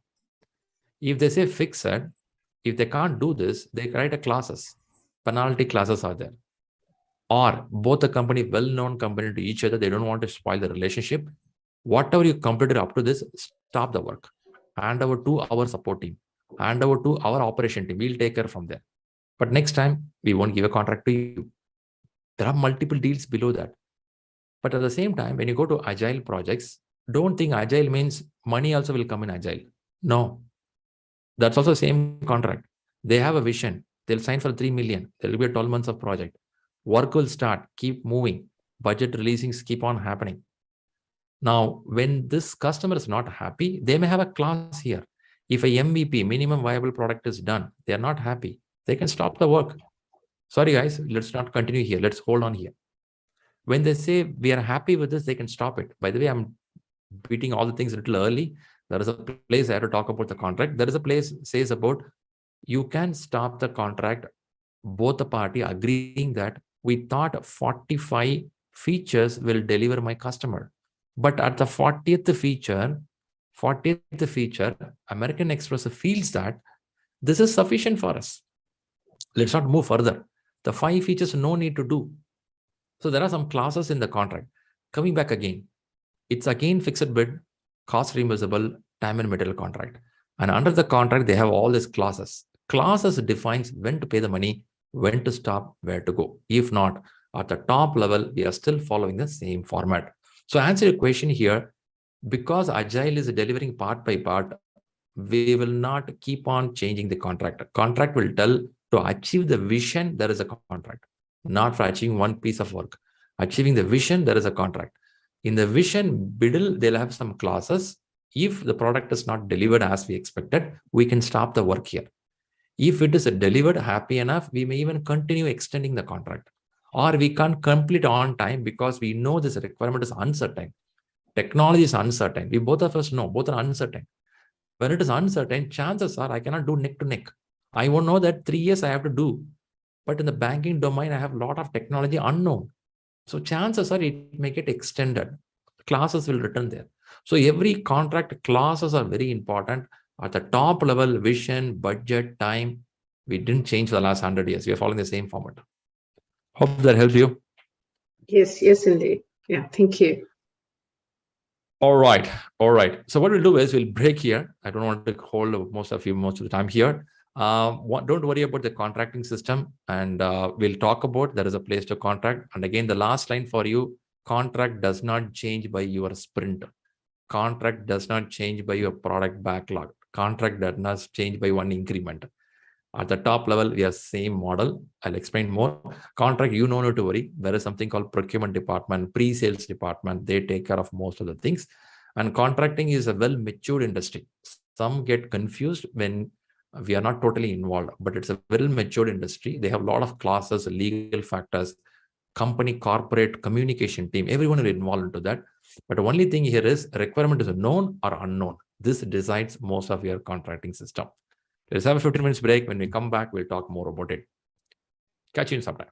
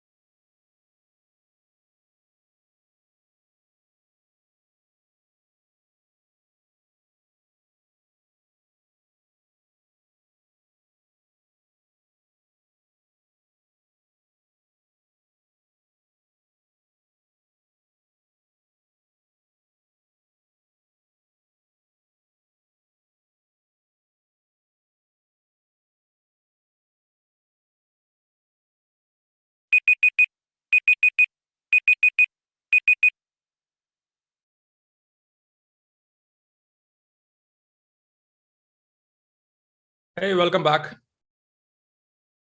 Was the break useful? You grab something to eat? Hi. Yes. Huh? Nice. We need this refreshment. Okay, some of you should be middle of the night. I'm sure you can't eat now. At least you take something to drink and you feel good. All right, let's continue the discussion. I'm just trying to see any questions here. Okay, let's kick start. I could see Krishna could not continue. Okay, Krishna, we'll catch up. All right, let's get on. I'll bring up the content again. We'll go for it. We'll start moving furthermore into Agile discussions. I know the first chapter talks too much about Agile, why Agile is. Then we'll start talking about how can materialize it. So let's get to the next stages of manifesto understanding. I want to play a video which talks about the manifesto, what all there in the Agile. Hello and welcome. In this video, we will be discussing the 4 values written in the Agile Manifesto by going one by one. Individuals and interactions over process and tools. Traditionally, project team led by the project manager was paying much attention to the process. The majority of them followed the waterfall project management technique based on the article published in 1970 by Winston Royce. The waterfall method itself was a 5-step process as described by him. In 1985, the United States Department of Defense captured this approach in their standards for working with software development contractors, which stated that the contractor should implement a software development cycle that includes the following 6 phases: software requirement analysis, preliminary design, detailed design, coding and unit testing, integration, and testing. Following stringent processes used to make the development process rigid, there wasn't much scope to adopt changes during the project's execution. Additionally, a well-defined process is not the answer to every problem, but being adaptive to change is. No matter how detailed and well-defined a process is, there will always come some barriers that couldn't have been anticipated by any process or tool such overcome. When individuals sit together, discussing possible solutions to a problem that result in a unique approach to solving a complex problem. Innovation doesn't come from rigid processes, but it does come from experimenting with various techniques. The Agile Manifesto says that we should focus more on having competent people working together effectively. Processes and tools are not harmful, but don't use them until they make things easy and effective. Working software over comprehensive documentation. A lot of documentation used to be done before, even before starting to build the software. The features, specifications, layout requirements, test cases, design were documented long before their arrival time. This approach had some drawbacks. Like what you have documented will be outdated by the time you are done with it. You may create many features, which the end user may never use. The time spent on the documentation of such features also goes in vain, too much documentation. It also delays the project, which later becomes an opportunity cost for the business. Because of all these drawbacks, the Agile Manifesto favors working software over comprehensive documents. Instead of wasting a lot of time creating lengthy documents, and then taking feedback based on those documents, we should take the feedback based on working software. Customer collaboration over contract negotiation. In the traditional software development method, the customer was involved only at the beginning of the project for contract negotiation. One more time, if there were any changes to be made in the contract. And finally, at the end of the project, the development process was more focused on what is written in the contract instead of being focused on what the customer wants. This approach neglected the value of customer feedback during the project. When software is developed without the customer's constant feedback, the result is often a product that does not completely satisfy the customer's needs.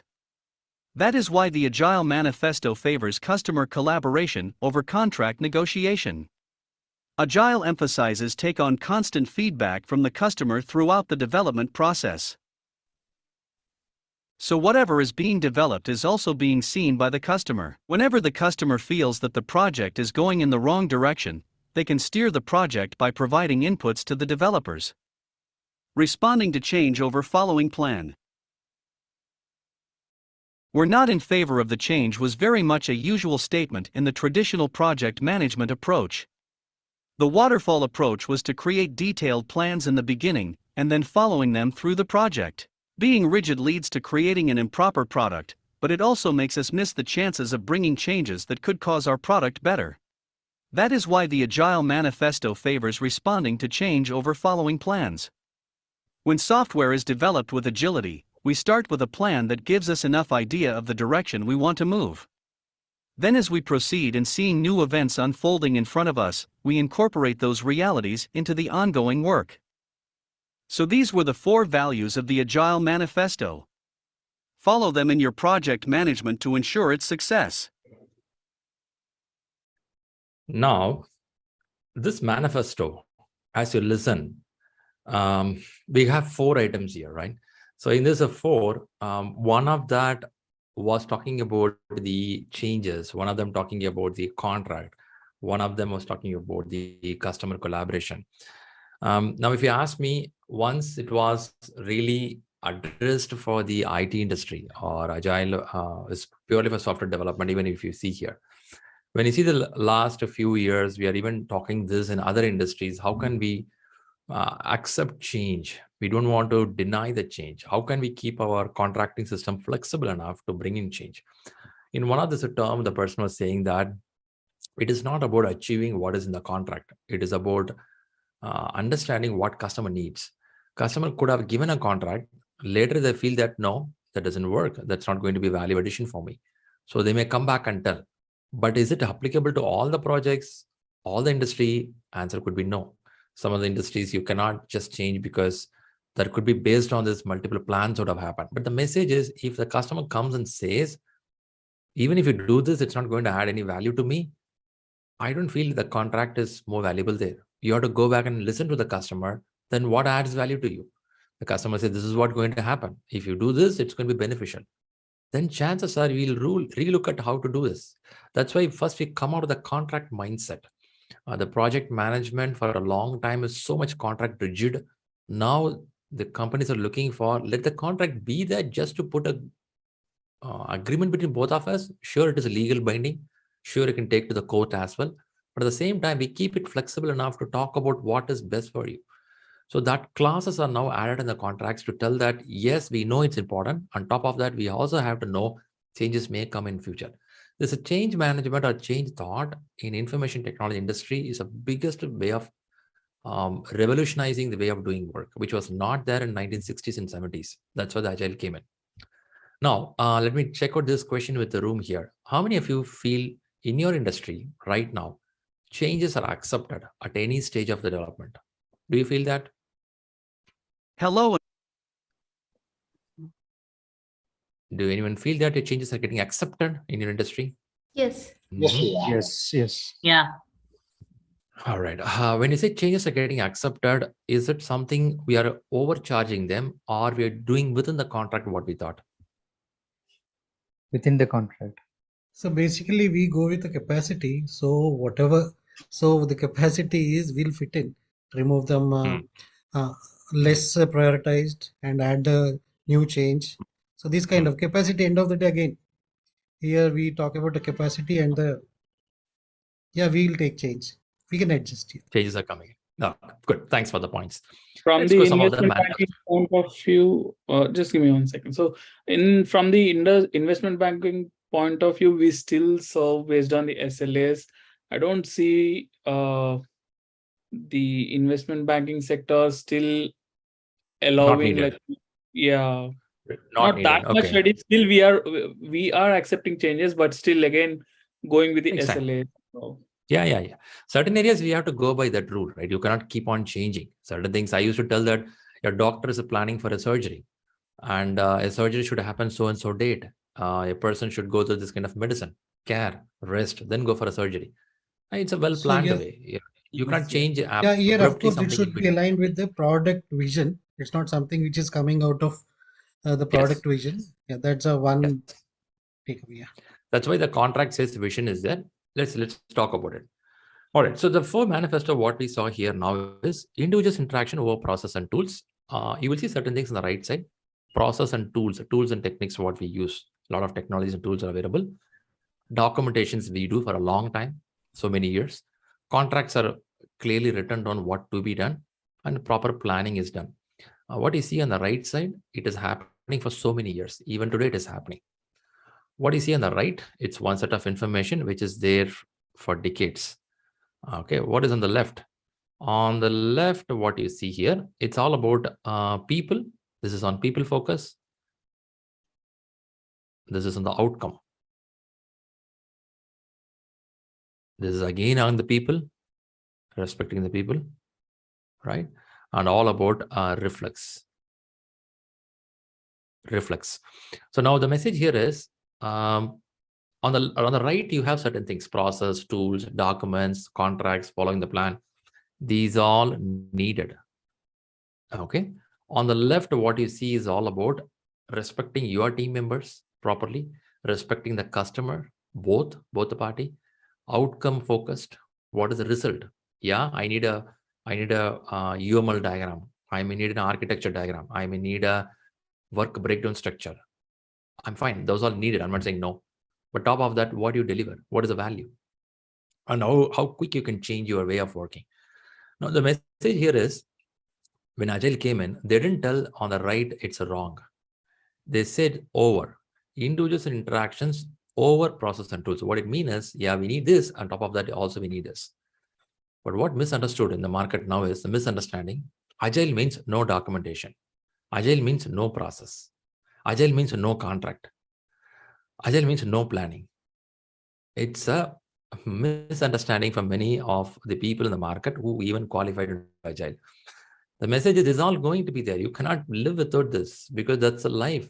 Without process, how you will work? Anything need a process. A process is in place. In Agile, we have more process. In fact, if you see documentation, yeah, needed a minimal documentation. Don't try to tie too much. Contracts are needed. On vision-based contract is needed. Plan should be there. So all the right side is there, but don't overdo it. What happened in the information technology, they started overdoing it like other industries. Then they said, no, let's not do that. But now other industries also saying that don't overdo this. Minimize it. Look at how people are happy and working on your team. Respect them. If the team member says, yes, I will do this, respect them. I'm coining the word again, knowledge workers. I'll come to the another place, I'll explain to that, because knowledge workers are different than regular laborers. I mean, the labor who do the physical work. I'm not telling high and low, nothing on the high and low here. The way of job, knowledge worker and the physical labor is different. But unfortunately, sometimes the brain starts connecting. Knowledge workers means highly paid, sophisticated. Labor job means low paid, hard work. Not like that. The other vice versa also is there. But the message here is both has a different nature of working. When the nature of working is physical and brain, the way you talk to the people, the way you trust them should be different. The message here is individuals' interactions talks about the trust level on them. We'll talk about it. And now on the left and right, what you have here, both are needed. Only when both are there, it is called Agile. If you say right, totally not needed, only left is needed, nothing will work. Without process, my company is not there. Without document, I cannot move forward. Without contract, I cannot start the work. Without a plan, every sprint does not work. So we need things, but we need top of that. This is what Agile Manifesto said in the 2001. To support this, now they written 12 principles. That's a very essence part of the whole. But Shriram, will they ask a question in this exam on this 4? Nothing will come. They won't ask any question directly. Tell the manifesto number 3, manifesto number 4, nothing will come. It's all about understanding why we do this. That's what the exam expectation. Before I go there, let me see how much you observe the words, what I showed you. When I say working software, what is the connecting point? Comprehensive documentation. Comprehensive document.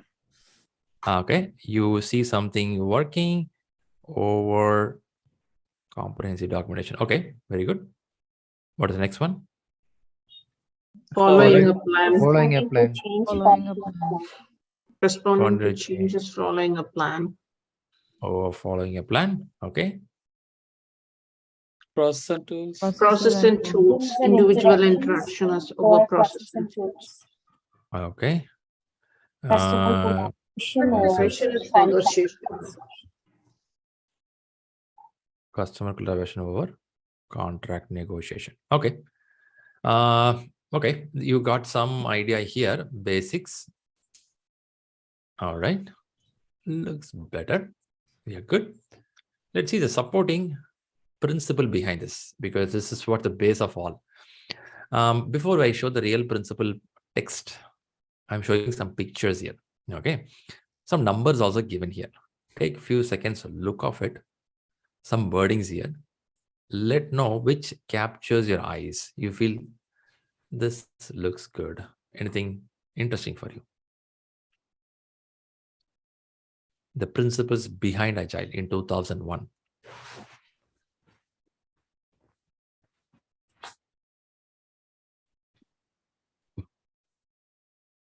Which number you like? 12. 10. 12. I like 6 and 6 and 3. Someone says 6. 8. First and 11. First and 11. Okay. 3. Okay. 10 I saw there. 5 also. Work together. 9. Work together. 4. I heard 5. I heard 9. Almost all, huh? What is left out? Change is left out. 7 is left out. 2 important things left out. Change is not accepted. After working things not accepted. My guys. Oh God. Keep a status quo, changes. Balaji. Okay, Balaji is given, man. From YouTube, Balaji given 2. So it survived. Thank guys. So working software is not given. Okay, you guys. No one is ready to give working software. Okay, that's okay.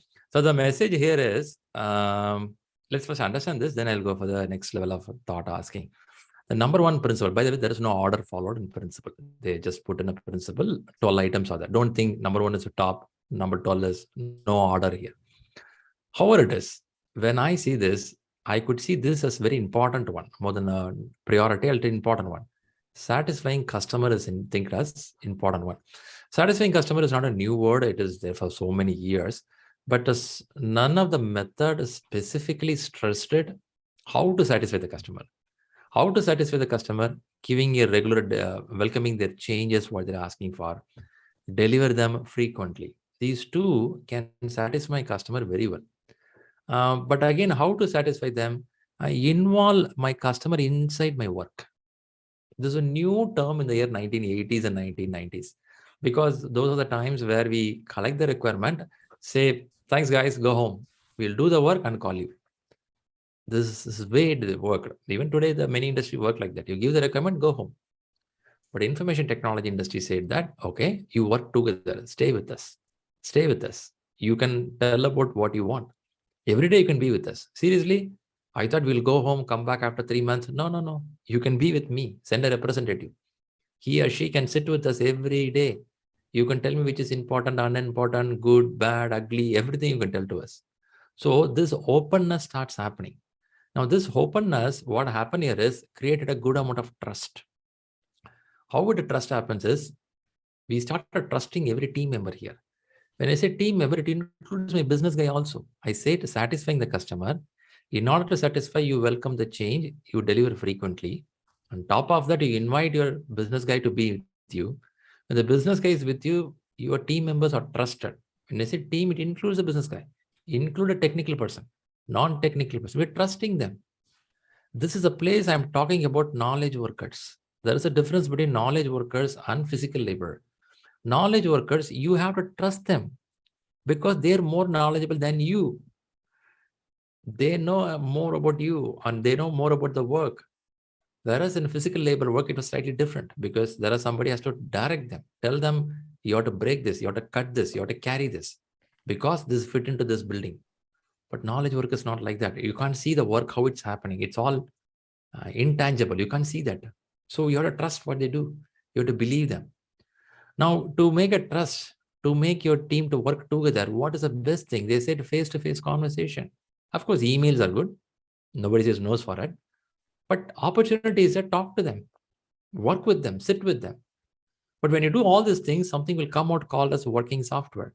Working software is an increment of deliverables, piece by piece. I like documents. I'm not saying no. Beyond document, show me something, how it's moving forward. I can show you the class agenda. Shriram, I'll take first day this item, second day this item. I showed agenda. How many of you interested in the agenda? You just watch agenda. It's okay. What you deliver in the class, Shriram, that's important. Agenda comes second.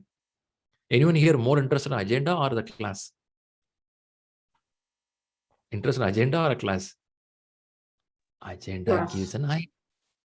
Class. Agenda gives, yeah, agenda is fine. I know it's there. Okay. Many of you not even downloaded the agenda itself. You, okay, I know one day, second day, but what you deliver, that's important, right? I want what you deliver. Even if you deliver it properly, I don't bother about the agenda at all. If you don't deliver it properly, now I'll open the agenda and see that what the hell this guy is blabbering here. So now message here is text is important. Content is important. Top of that, what you're going to give, what value.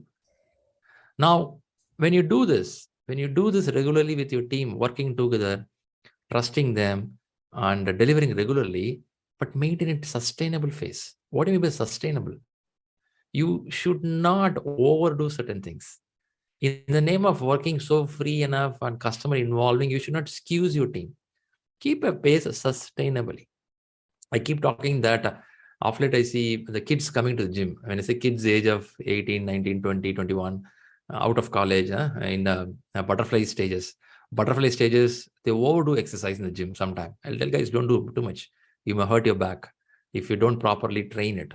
So you have to go slow, steady. In a day, if you do 30, 40 minutes, 1 hour exercise, slowly improve it and come to a saturation point. That's the limit you do. Don't overdo.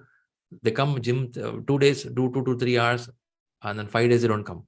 That's not the way. Sustainable. 20, 30 minutes every day walk, 30 minutes every day exercise, good breathing. A systematic exercise makes you better, like Japanese people do. Systematically, they do food, habit, family. They maintain 80 years, 90 years life expectancy. Now, maintain a sustainable place in your team. I'll talk more when I go to velocity. Now, to maintain a sustainable place, what you need?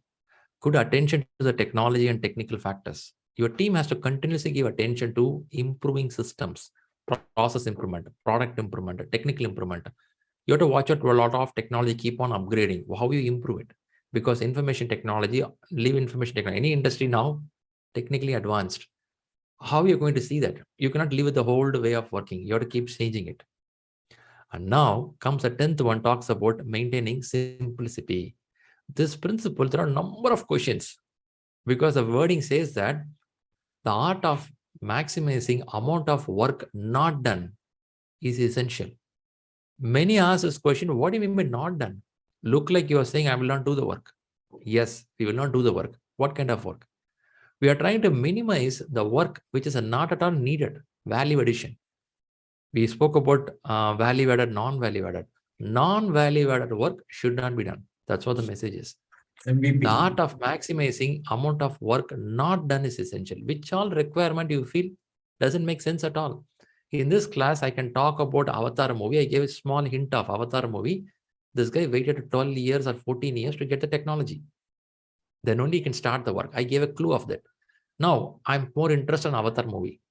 I am myself and one other person in the room started the conversation Avatar movie. Do you saw that character? Fantastic character, right? I don't know how they did the graphics, man.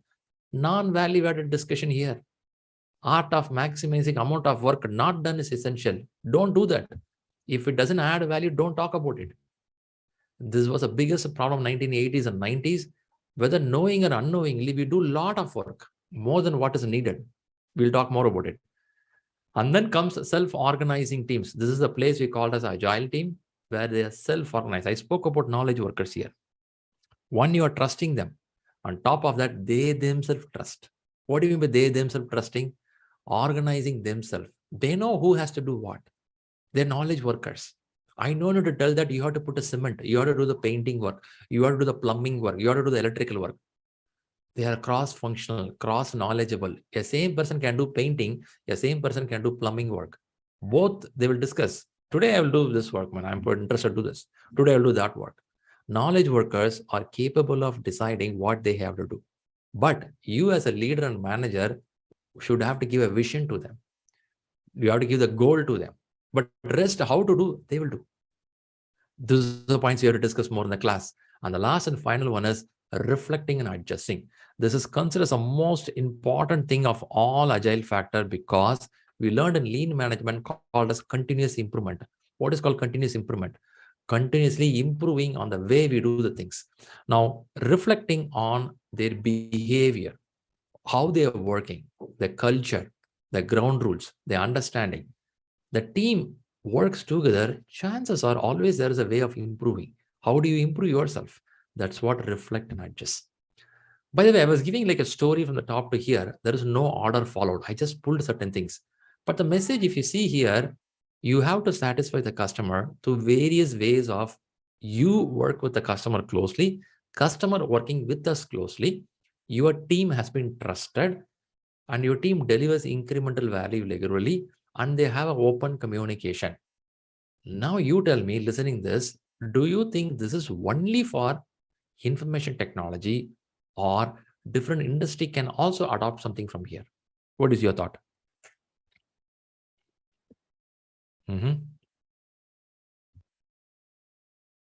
All industry. Yeah, different industries can adopt. The only thing is like deliver frequently, whether it fits other industry also, we need to see the feasibility there, because if we can deliver it as a whole, or frequently deliver frequently, that part. Possibly. When you say frequently, how much timeline runs in your mind? When you see the word frequently, what is the timeline runs in your mind? That's again very 2, 3 weeks. relative. That word is very relative. So it again depends with the. Okay, I'll take like this. Metro construction should be done in Mumbai. The stretch of kilometers is 22 kilometers. Got it. Can I do frequent delivery for this? Yeah, station by station, kilometer by kilometer. Years back, they don't do like this. They have to complete all the work, and then they open the green flag. Minister says, hey, you opened 22 kilometers in 25 years. Now that's not the case. They make a 3-kilometer stretch, they deliver it. It took 2 years. That's a frequent delivery. Possible? Possible. Yes. Who stops us? That's a frequent delivery. The mindset has changed from last 30, 40 years. 40 years back, a railway track, only after all the stations it will be opened. Now every station they're opening it to see how it is happening. Things can change. I'm not telling it's going to be frequent means 1 week delivery. It could be 2 years. It could be 3 years. That's okay. What is your frequency? You decide. But are you listening to the customer? Are you listening to the VOC, voice of the customer? Are you working with your customer? Are you understanding what they want? That's a message. But I agree, certain industries, you need a proper planning, way of documentation, all are there. But are you mindset of changing that only when everything is understood, I will start the work. Only all the technology is ready, I will start the work. Only when I get all the requirement. No, that's not the day. Only everything is known, I'll start my life. No. Somebody says, Sriram, I have to read all the certification, everything, then only prepare a resume, go for a job. No, that's not the day. Start today, fail, it's okay. But you learn. I still agree there are some industry you have to plan properly. But mindset change is important. That's a philosophy of all Agile. By the way, when I read these 12 principles, do you see any flavor of Scrum, Kanban, XP is discussed here? Any method name is discussed here? No. No. No, Sriram. Nothing is discussed, because all these guys came out from that industry from 1990s, and 2001 they explained it. I really like these guys, 17 people. They never imposed anything saying that Scrum does it, XP does it. They're written as a very general philosophy anyone can follow. Really, we have to respect these guys for doing this, because some of the people, they try to impose their idea into that. Tell my name there, put my name there. They never put any name here. They just kept it clear, open. Now I'm bringing the principle here. I'm sure a lot of questions on this, but we're not going to address all the principle right now in the same day. We're going to do one by one over a period of time. Now, in this, pick up one principle. Let me know which one you like or you want a little explanation.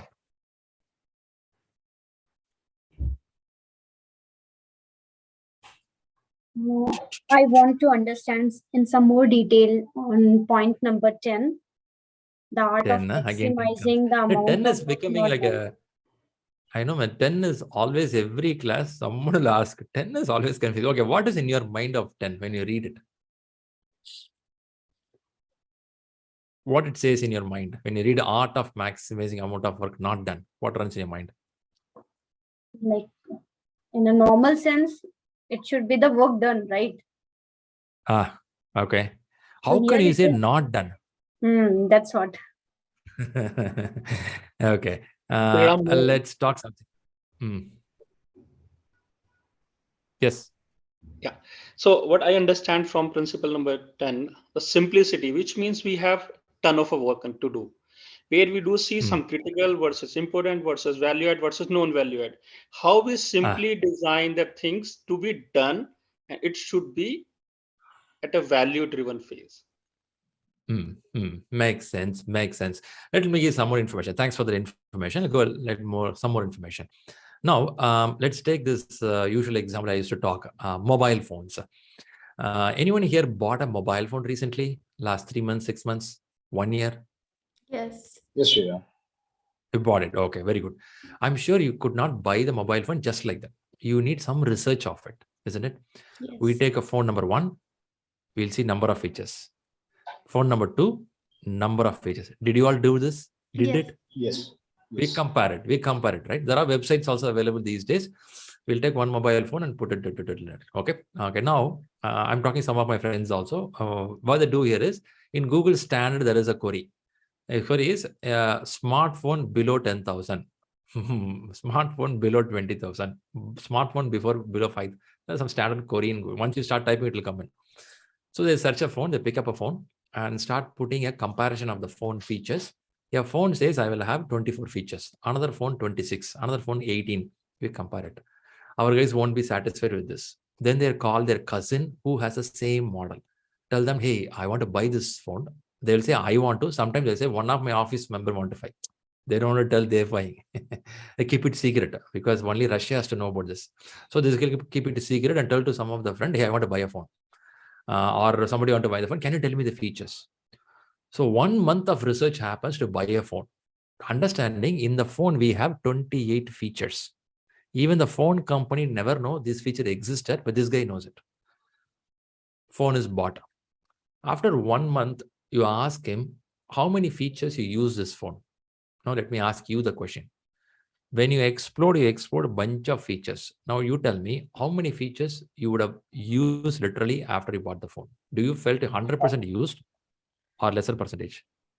Hardly 20 to 30%, Sriram. All right. Some of them using it. I'm not denying it. Some of them using it. But the market study says that 60 to 65% of the features of any product which is developed in information technology is not used. It's not only information technology, hardware as well. Taking to your phone. People buy phone only for fancy, but not for using. Many buy the phone with a lot of features. Okay. They want a camera from here where you can zoom the moon, which even NASA can do that. Okay, they want a camera like that. But what they click the picture, they clicked 3 selfie picture, looks pathetic, they deleted yesterday. And they have 2 wrong numbers, 1 missed call. For this, they bought a phone with a number of features. Okay, fun apart, message here is, when a product is not fully used for what it is being delivered, now what Agile is talking from 1980s, 1990, 2000 is, don't overdo certain thing. Maximize the amount of work not done is essential. What it means is, if only 65% is used and go only for rest of the percentage of 30% focus or 35% focus on what need to be delivered right now.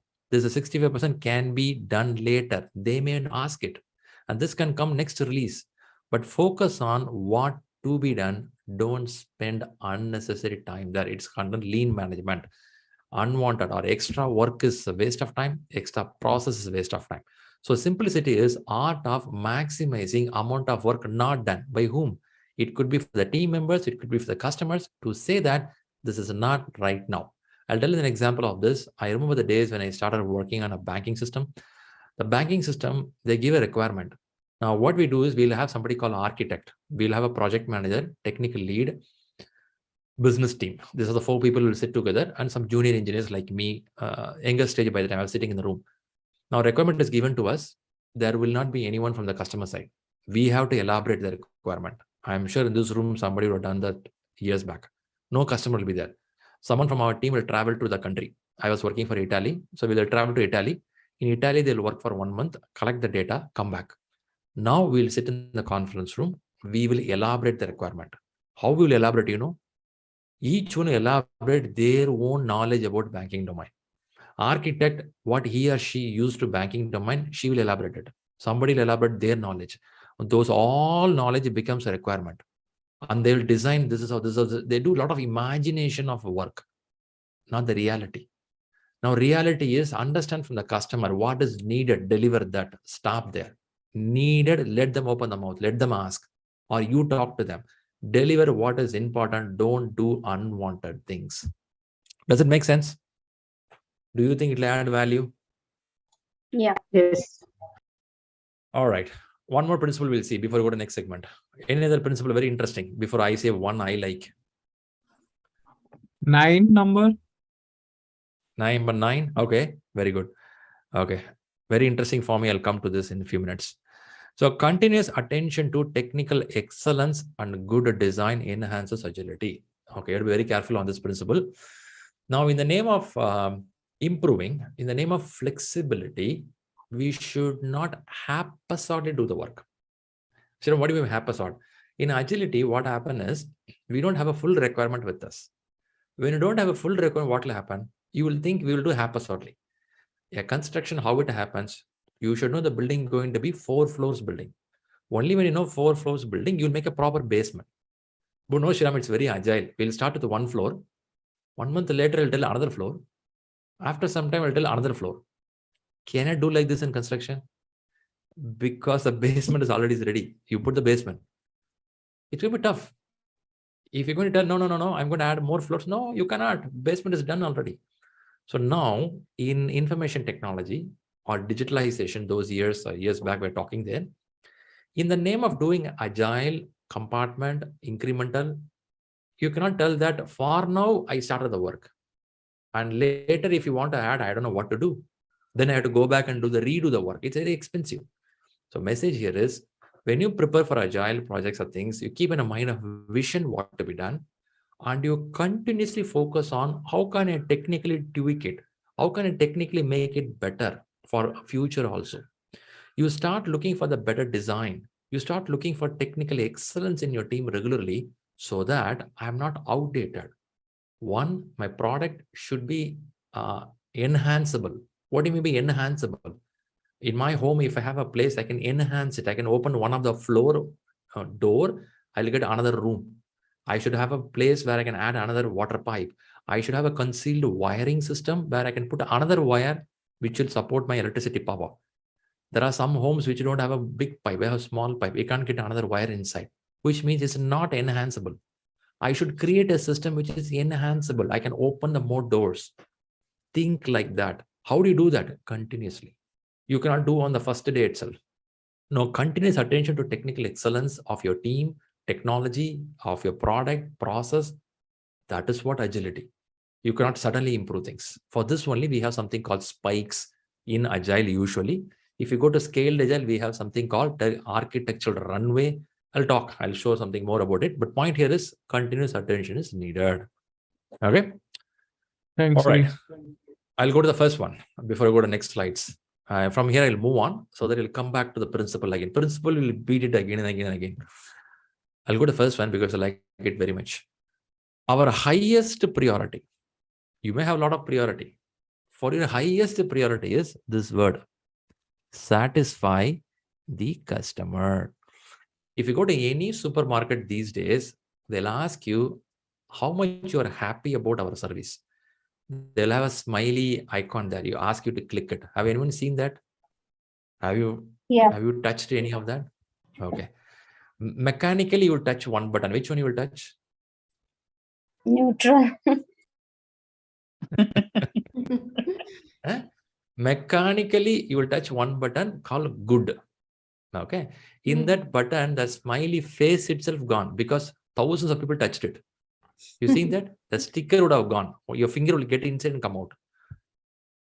Even though the sticker is gone, there is a hole, still you'll put your finger inside.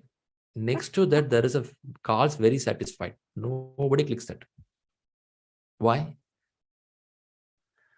Whereas if you go to a resort, I'm sorry, go ahead. Being a customer, we never satisfy. We still want something more. But there are customers even though we are happy, we still like right. And Imagine of course, the service is very mediocre. Basically, we don't find it very special there, so we tend to not to be bad. That's the best thing we can give is good, not really going and giving them bad. Got you. I'll give another scenario. Let's see this. Imagine there is a kid for you or an elderly person in the family. You want to celebrate a birthday. You took them to the hotel restaurant. You're going there in the hotel that day. Suddenly there is a big crowd, a lot of chaos, no space, problems happening. Now there's a guy step in there, manager with the blazers, he or she. Sir, I'm here. How can I help you? You know what? My kid is celebrating a birthday. My father or mother is celebrating a birthday. We want to find a place. Sir, we have a place in the first floor. We don't usually open it. Would you be happy to get on there? We can make arrangements for you. You get there. They say, fine, that'll be a good idea. A family of 12, 14, 20 people. After joint family is very rare. If you have a joint family, 12, 14 people, you go to the first floor. You all sit there, have a good dinner, not cake cutting, all funda, but you enjoy, you celebrate it. Okay. You have a good time with the family. And this manager comes a couple of times, ask anything more I can do for you. Air conditioning is good for you. Food is good for you. Do you want any cake or something here? No, we don't cut cakes on a birthday. We celebrate just like that. Fine, all good. Anything more? Can I take a picture for you? All good. Enjoy it. Fine. Now you are signing off from the hotel. Now, without that guy ask, in your family member, somebody says, really good place, right? They really served us, yeah? They made our evening really good. Sure, you have to give a feedback for them. There are some people step up and tell you have to give a feedback. They even talk in the reception to somebody. You know what? Today was a good day. Your hotel guys did a good job. Or they may ask, can you give a feedback? Now you will write something. Will you write satisfied or good? What do you give there? Very good indeed. I'm sorry? Very good indeed. Very good or satisfied? Very good. Excellent. Okay. Now, what happened in this scenario which made you to say satisfied, very good? What is the difference between in supermarket and here? That extra effort. They went on extra mile to extra mile. Okay. Travel to the extra mile to Continuous interaction. Okay. Here, both the side things are there. You have to understand. One, when you came for a birthday party, your mind is clear with what you want. Whereas in supermarket, you never have a clear mind. So now you go to the hotel. In the hotel, this guy came multiple times to ask you what you want, more than one item. So you're happy to tell him iteratively, incrementally. So you try to get more about it. Whereas in supermarket, nobody come and ask you what all you want. You have to serve yourself. Now, there's a big difference between both the way of life and things doing. But the message, what I want to convey here is satisfaction is something comes out when both the body mindset sync. For this reason, what we have to do is we have to do early and continuous delivery. When I say early, don't think 1 hour. A metro construction within 2 years delivery, that's also early for the metro construction. For a software industry, even 5 minutes is not early.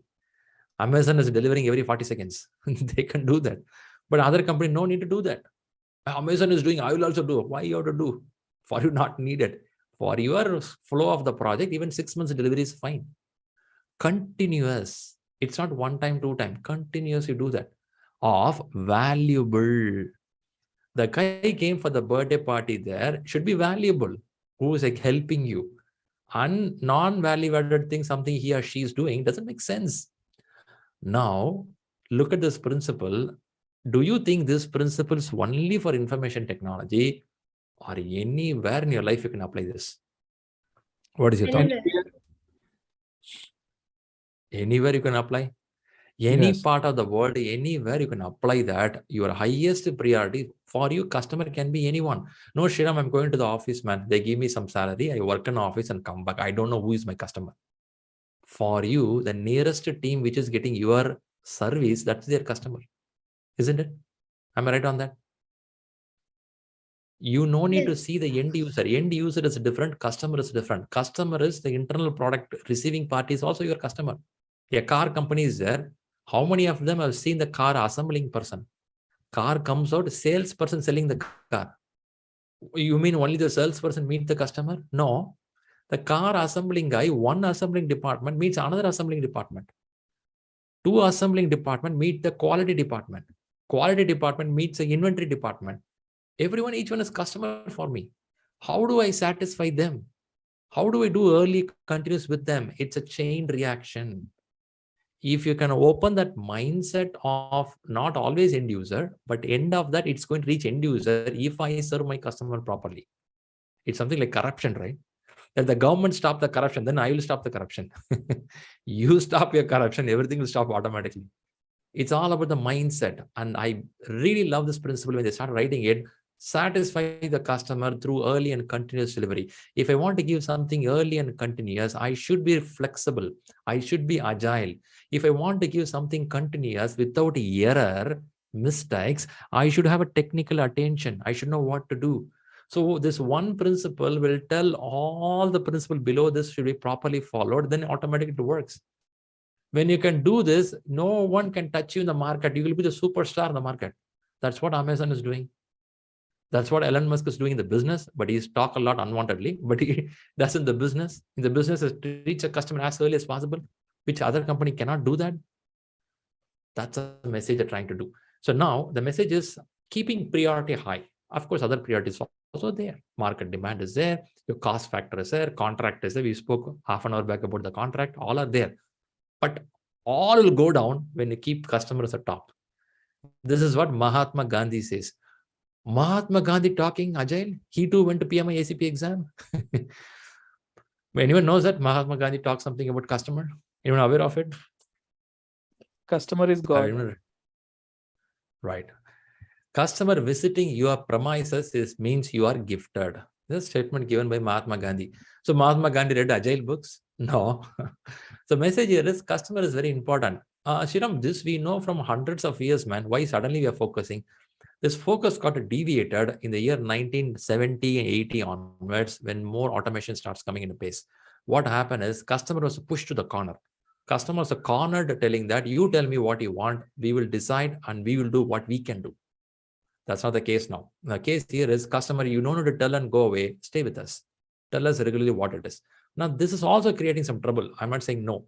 In many companies, customers saying in your premises, working with the team, it's also trouble, for which new solution will come. But for now, this looks better than the regular format. Are you with me up to this? Are you observing what I'm talking? Yes. Yes. Yes, Sri. All right. Good. Let's go. A lot content coming up. Let's not beat everything in one slide. We'll go. Let's take a question. Let's see how you observed. Working software. Working software. Working software. Okay, let me ask the next question in that case. The question asks primary measure. When somebody says primary, what is the other one? Secondary also should be there. So if a primary, if you are telling working software, what is the secondary? Encouraging progress working measure. Environment. Encouraging working environment. Encouraging is a motivation factor, right? Do you think it's Good measure? architecture. Good Good architecture. architecture. What is it? Good Good architecture. See. That's also general message, I believe. What about documentation?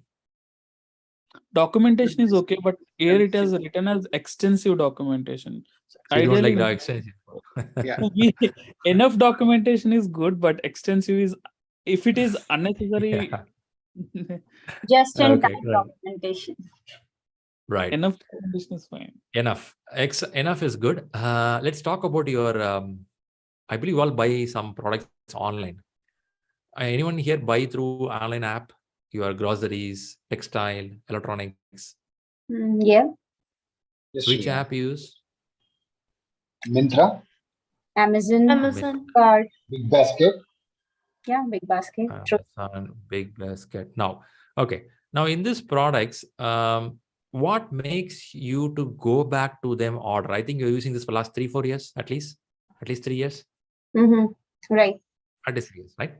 What makes you to go and order every week with them? In the sense, what drives you to go there? Is there something in the product price? one, the discounts and the offers which they offer.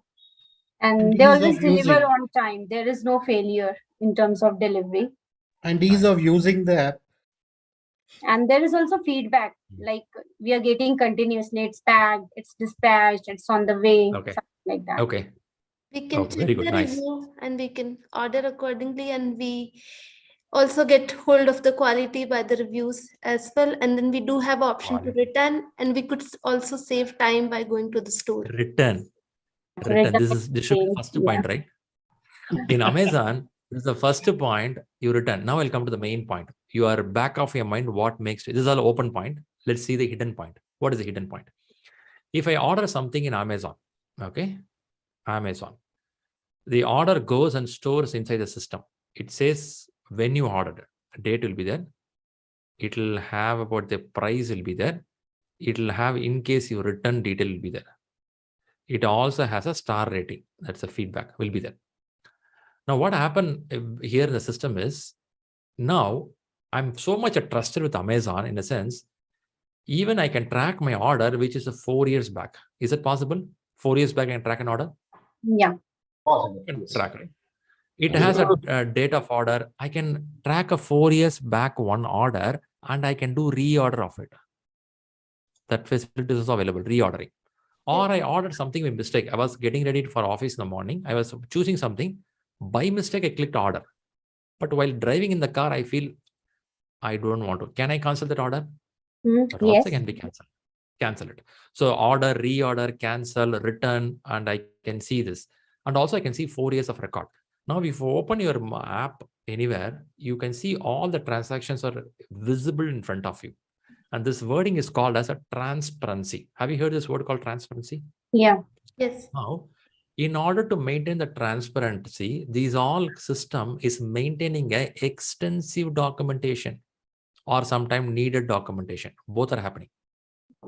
What you see today, it's called documentation in the app.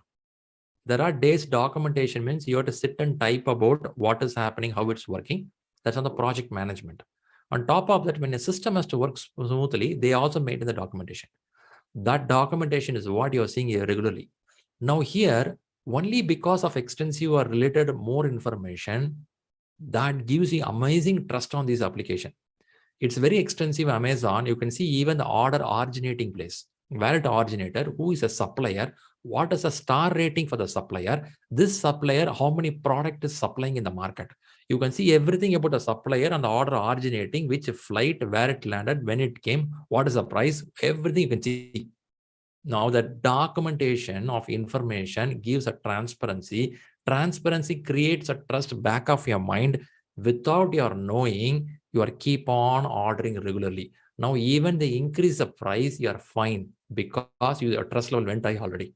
You are in the 5-star rating of a trust. Even Amazon increased $1, Indian rupee price going high, still you are fine because your trust level went high, for which they took these many years to create all the documentation. Now, I cannot blindly tell documentation is bad. It is all about where it is needed. Now, why I said working software is important is it's important. In some places, to create a trust of the customer, you should have documentation. Will you agree on this point? No. Yes. Some places you need it. You cannot blindly. I have a belief with some of the guys who have done Scrum or Agile learning. They blindly tell no documentation. You can't tell no documentation needed. I'm not telling too much, but where you have to create a trust with the customer, where you have to bring the transparency, you have to maintain it. For this reason, nowadays we have a lot of tools called as a Rally, Jira, MS Project. This is for project management. And we create as an open document. It's called transparent. We create a Jira ticket. Anyone can see, both the side can see. MS Project, anyone can see. 20 years back or 15 years back, a project manager will have an Excel sheet. Only manager can see that. If you go to his desk to talk, this guy will suddenly change the screen. Have anyone has this kind of beautiful managers? Yes, I experienced. Even I have. Man, At least are you watching some kind? 15 years back, some manager used to Excel, but still, Yeah, like, do it. manager uses I've his seen it. diary. He Junior makes a note. Whenever we visit, he always, tries to close it up. When you go, suddenly they close it. Are you watching any kind of movie? You're changing your screen. so message is, you need it, but don't blindly think Agile means nothing. That's why I say the manifesto. What the manifesto says, you have to focus on certain factors which is needed for you. You cannot tell blindly no. If you remember this, yeah. If you see here, working software, over comprehensive documentation. They didn't tell, don't do this. It should be there, right? See, we are uncovering the better way of developing software by doing it and helping others. Through this work, we come to value. That is, while there is value in the item on the right side, we value the item on the left more. While there is value on the right side, there is value. So why I'm repeating here in this room is, don't ever think document is not needed. Today, if you are buying in Amazon like an addict, it is because the last 5 years they invested time on this to make you a zombie. Seriously? Yeah, they made us zombies. Now, whatever price they tell, you will buy. You don't even compare. There are days you used to compare. In Big Basket, that's a price. In Amazon, that's a price. In local store, that's a price. Now you come to your mind is a drugged where you will not compare. You stop comparing now. Whatever price they tell, they will buy it. Because that's a trust they created on your mind. They're also doing good job. I'm not saying no. But so that's a stage. It's a market customer psychology. They go through this and understand, do it. For which they spend a lot of time. The message here is, it is needed for the brain to understand. Okay. Let's go a little more. All right, some more factors. Agile Umbrella. Agile Umbrella has a lot here. In this classes, you will learn not everything. You will learn Lean, Scrum, Kanban, Extreme Programming. Something on Crystal we'll try to touch, but not much used in the market. These all available methods you will read in the books, but don't expect an exam. Exam, you will see more on the leftmost areas. Also in interviews also, this is what getting covered for you. Let's go a little more. I think we saw this about the graph. A little bit on Peter Drucker about knowledge workers. If someone is not aware of him, he is called Peter Drucker, and is called as a management guru. Why is called as management guru, management big shot is, he written some good books. One of the best books is called Landmark of Tomorrow. In the Landmark of Tomorrow, he coined certain terms. One of the terms is called knowledge workers. What he called as knowledge work in 1959, by the way. 1959, yeah. 1959, he written a book and telling that anyone, maybe not this wording, these wordings are written later. The wordings about the programmers, designers, system analyst, technical, accountant, architect, lawyer, physician, scientist, whatever job, where they use a brain process to do it. In this room, do I have people, you use brain power mostly to do the work, more than physical? Can I assume that? Yes. Right. So if you are that category, no, Shriram, in kitchen, I have to work, man. Huh? There is no escape.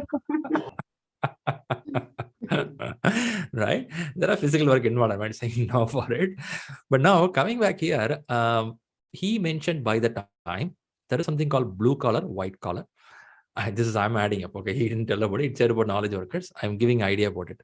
In 1940, 50, 60s, we had a lot of work on blue collar.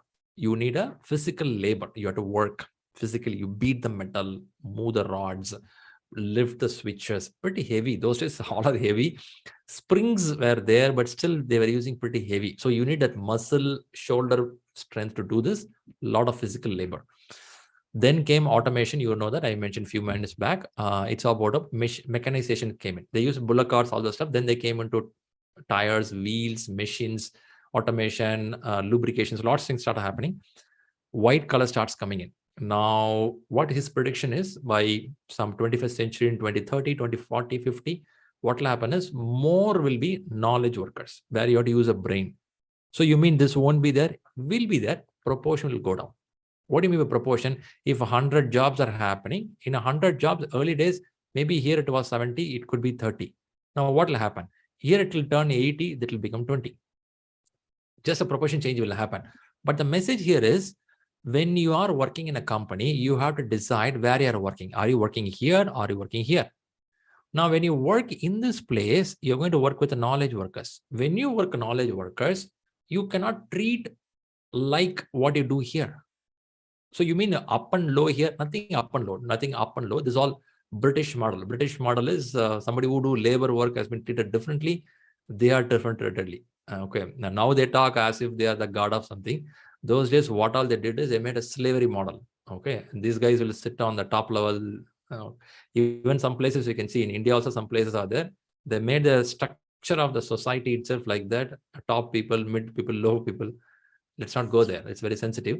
But what we have to convey message here is job is made like this, but now going forward, it won't work like this. Now, how it will work? You're going to work with the knowledge workers. What do you mean by knowledge workers? The people who can think on their own foot. Now, let's listen to this one video which explains how a knowledge worker thinks in a company. Because you should not think every suggestion should come from top-down approach. Some suggestions will come from bottom-up approach. Let's watch this video. Oh, did I miss it? Yes, I missed it. I have to share the sound. I did it. Ending to, yeah, let's watch. Peter Drucker taught me the fact that today we manage knowledge workers. Right. Knowledge worker knows more about what they're doing than the boss. The history of leadership was the boss was superior to the people being led. Bigger, stronger, smarter, talk to God, whatever, superior. Yeah. Well, that's yesterday, that's not tomorrow. Today, most of us manage people called knowledge workers. If I'm a CEO and I know more about marketing than the marketing person or finance than the finance person, I don't have a leadership problem, I have a selection problem. I have the wrong people. You want them to know more than you. Well, when people know more than you, you can't tell them what to do and how to do it. They already know. You have to ask, you have to listen, you have to learn. One of the great leaders that we both know is Alan Mulally. Alan, former CEO of Ford, fantastic leader. And Alan tells a story. He was in a meeting and he encourages people, red, yellow, green, on top 5 priorities. Green, I'm on plan. Red, I'm not on plan, don't know how to get there. And yellow, I got a strategy. His first meeting, everything's green and they're losing $17 billion. Alan goes, well, it's not so good. Let's do this again. Finally, someone said red and Alan goes, well, you know, you don't know where you are and how to get there. And he said, I don't either. I know less than you. Right. Well, that's what a moment. Brilliant. What a moment to, because this is with all the senior leaders of Ford. Yeah. And they're kind of testing him because it's early on in his days, right? Right. And if there's ever a moment you would think a CEO is going to go, let me show you how I can save the moment, because we are losing millions and billions of dollars. There's pressure on me from the board to turn this around.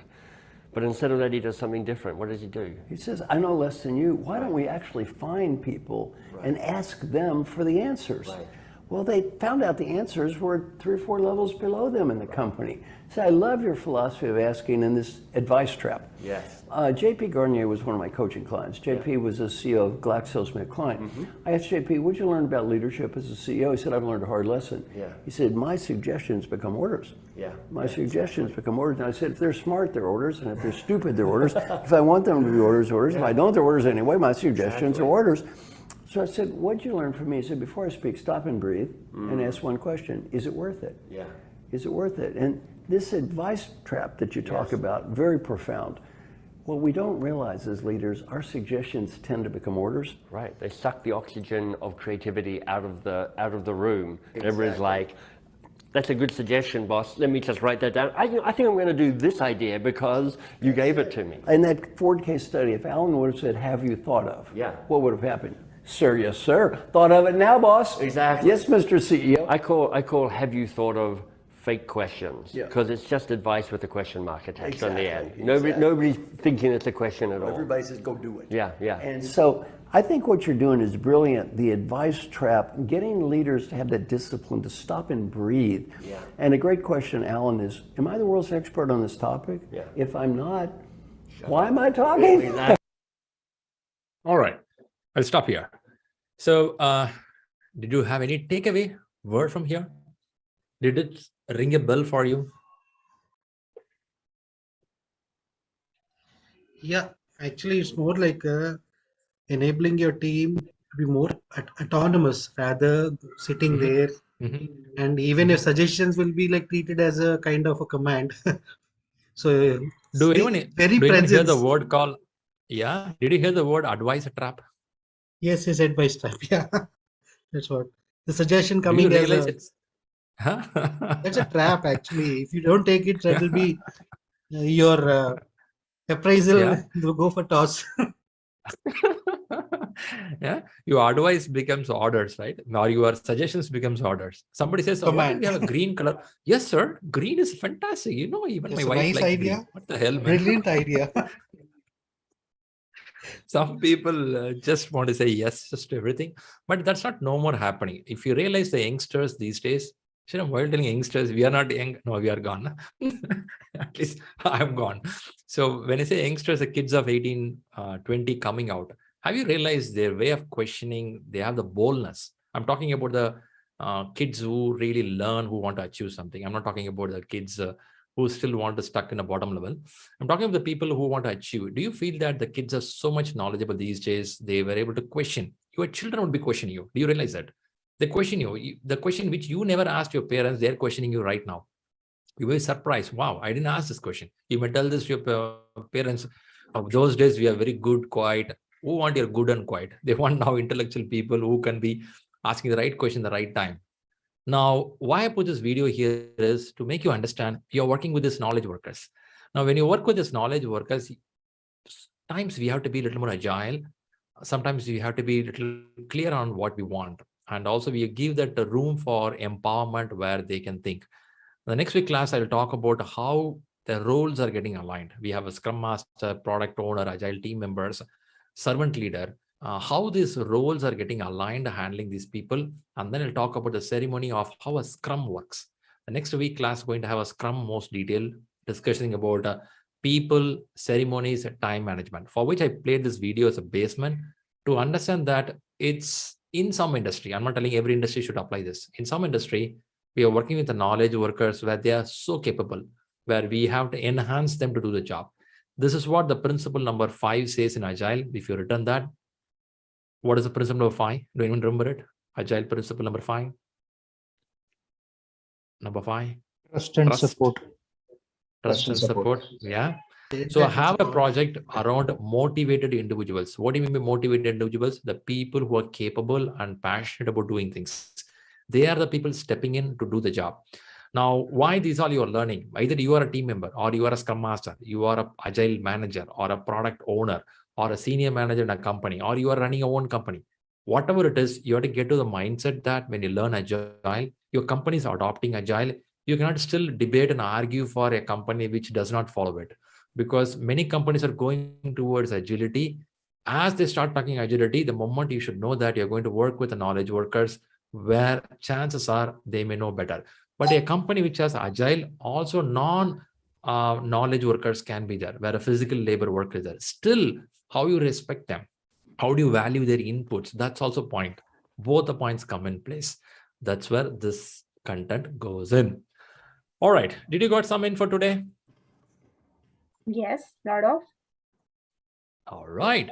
Let's see some of you. If you want to show your face. Morning, I couldn't see much of you because early in the morning for some of us. Some of us early in the morning. Oh, the milk vendor is there knocking the door. Early morning. Piyush, 4 o'clock, right? Yeah, 3:40. 3:40. God's sake, middle of the night. Have you ever thought you would learn something like this?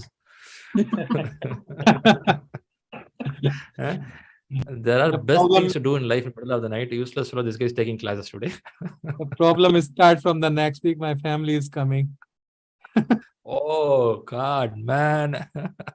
All right. So after family comes, be careful. Be transparent that class is going in the middle of the night. Yeah, I have to get my headphones. All right, guys. Good. So what we did in the last 2 days, the classes is we have set the ground. I would have beaten the things 2 to 3 times repeatedly on the knowledge workers, respecting the people, agile principles and mindset. Sometimes it looks overloading. The reason I'm doing this is I'm also working in a company Monday to Friday. I see many people have the certification, only the paper is with them. Hope you're understanding. Certification, only paper is with them. Okay, these are the guys who talk about women rights only on the stage. When they go back to the home, they don't respect the women at their home, right? These are the women who say that men is also poor, but when you go back home, she will hit the men like anything. Okay, both the side it happens. So this is what happening. And I don't want us to be like this. When we have it, It is not the paper shows, the behavior shows. When you behave, they look, that's a person. Now they can ask, are you qualified in this? They don't even ask you. They said, this guy should be qualified. Why should I ask this guy? So that's a behavior you have to bring in. How to bring the behavior, understanding the essence of why we do this. I don't need to tell all the history of Agile to you. I can straight away go and talk about how Scrum works. I show these things because there is a reason this all came in. When you know the reason, there is a value for your reading time. Then you know I'm in the right generation. I'm in the right century of learning things where the transformation of the command and control military rule is changing. And we are coming to the stage where people can respect each other. We are in the transformation stage. Once you understand this, now I talk about Scrum, Kanban, lean model, adaptive planning, value-driven delivery, servant leadership, your brain quickly catches up. Hope that makes sense. All right. I know it's pretty late for most of us, and thanks a lot for everyone's participation here. I'm going to have a Q&A session in a few minutes now to listen to most of your questions. People feel late in the night. You can catch up your sleep now, and people have questions, so stay around. And people watching in YouTube also, you can put your questions in the chat box.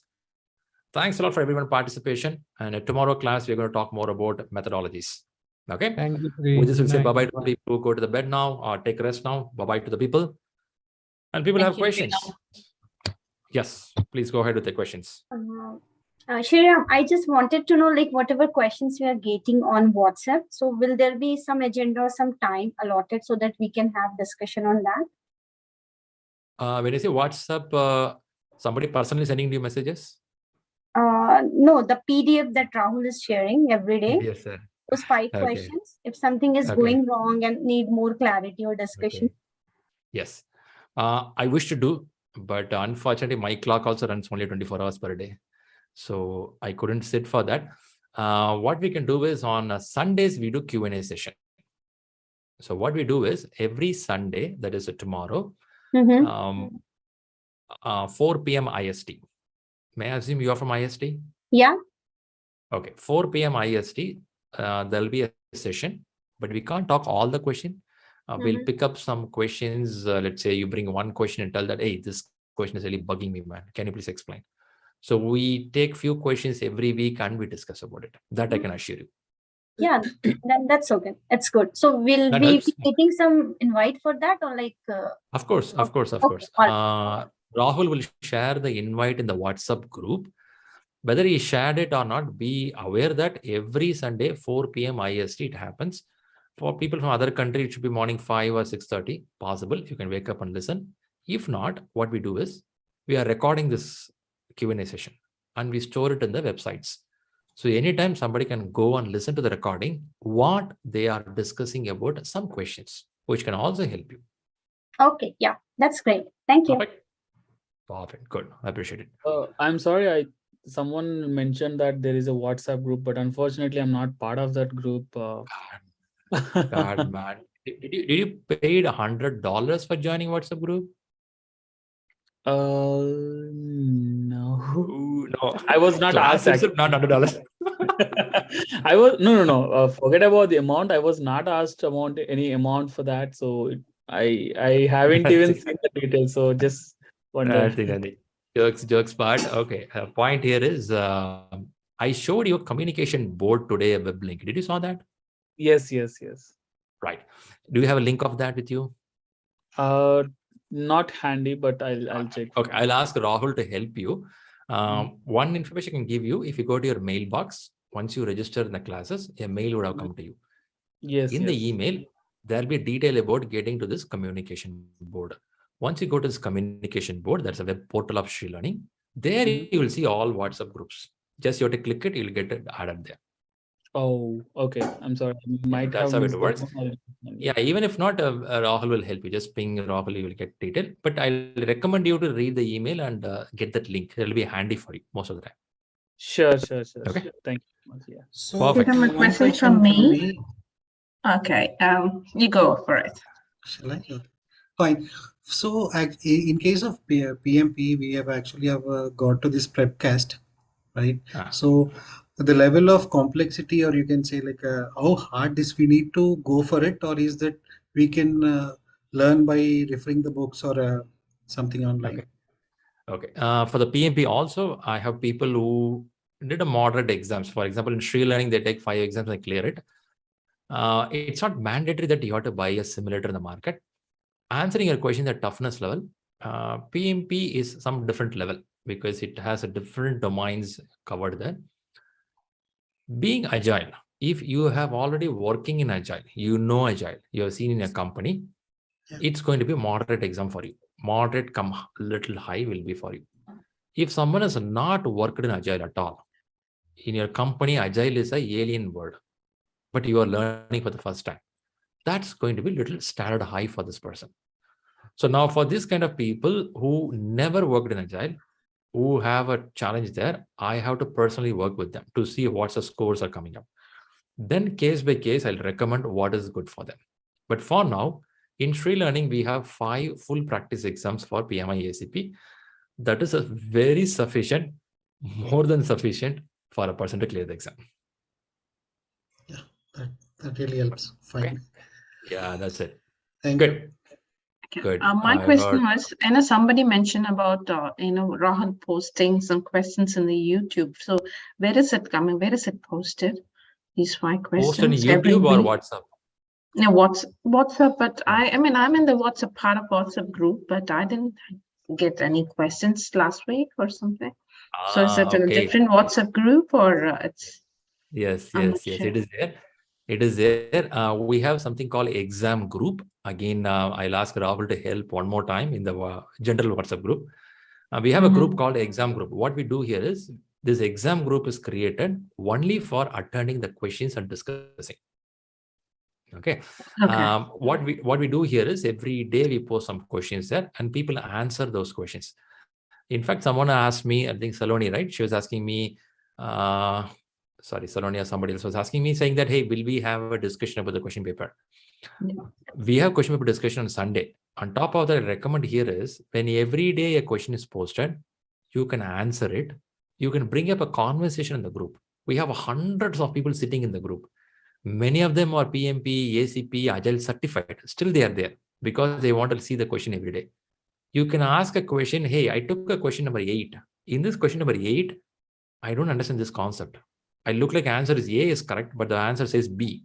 Can somebody talk about it? I'm sure 5 people reply back. So that is the best conversation you can bring in a group. We create these communities to talk to each other, not just to see the messages. But somebody should trigger it. Our guys are like that, right? In a public also, somebody should trigger. Why bus is late, man? Oh yeah, bus is always late. Yeah, 4 people tell that. Until then, nobody talk bus about late. I don't stand like this, zombies. Somebody should tell, hey, oh, okay. So if somebody can trigger in the group, hey, I read the question, I didn't understand. Can someone talk about it? So people will start talking about it. So answer here is please discuss in the groups. That's important. Answer to Priya. We have a group and you will get an invite today. It's actually already mentioned in the email that Rahul has shared. After the registration, both the groups are mentioned. So you can just click and get join it. You made the day. Yeah, because I already initiated this. So I thought I should end this. Otherwise, we will just keep on discussing. Yeah, people sometimes miss the email or maybe they're not read fully. Recommend you to please see the email. If not, also we'll get it from Rahul. He'll share with you. Okay. Perfect. Any other question? Oh yeah, one more. 9 minutes. Yeah. So from the principle, 12 principle, I always get confused between number 3 and number 7. Number 3 says delivering working software. Number 7 says working software is the primary measure. So this is 2 which is talking about the delivering software, delivering and working software. So for me, it's a same. I understand the sentence, but could you elaborate a little bit more? Confusion between 3 and 7. I'm also coming to the page. Let's talk 3 and 7. You're talking about 3. So 3 says something. You're saying 7 says something. Very good. Nice. So deliver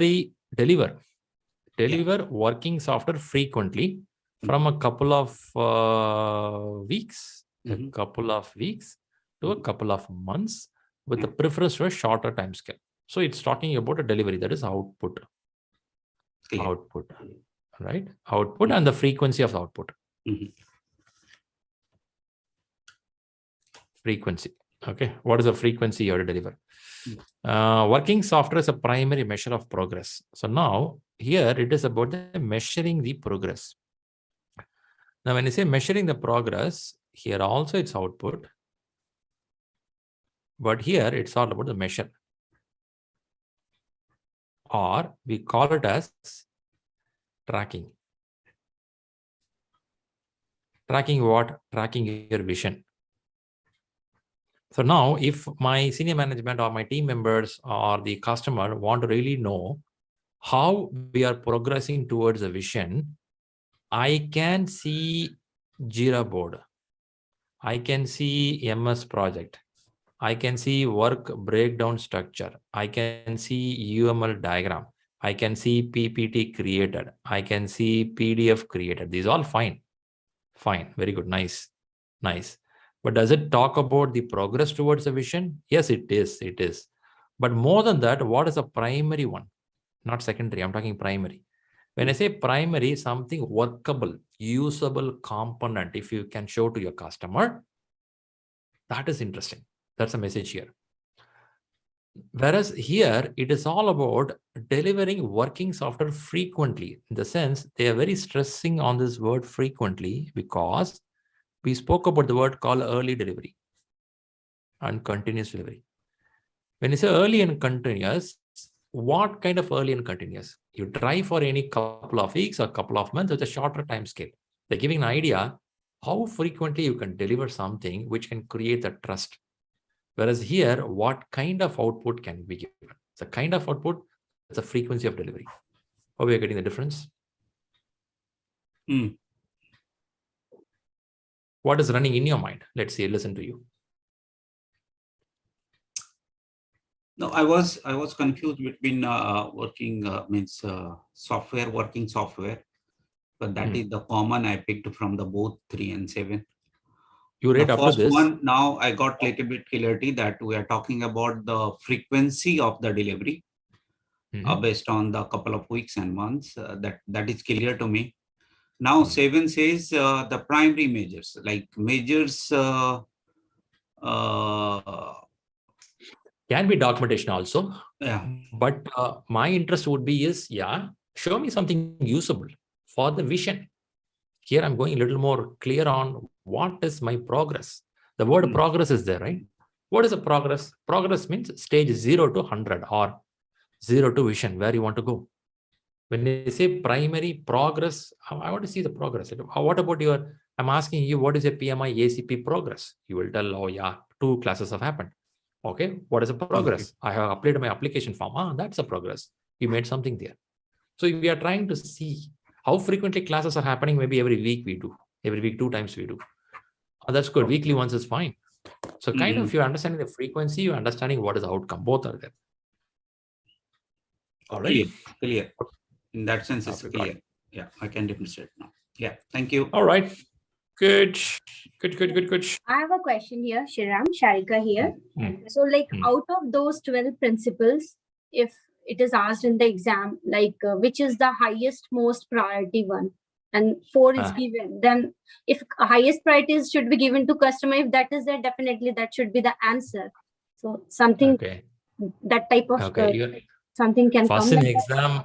First in exam, such question will not come. Don't worry. Okay. And top of that, no, those are all school exams, not PMI. PMI is different level. So they will not go to this kind of simple questions, asking which is first, which is second. They'll ask based on the principle now Navneet is asking, right? This will put in a situation. They'll tell a story. There is a team which is developing a work, and this team is very focused on doing a UML documentation.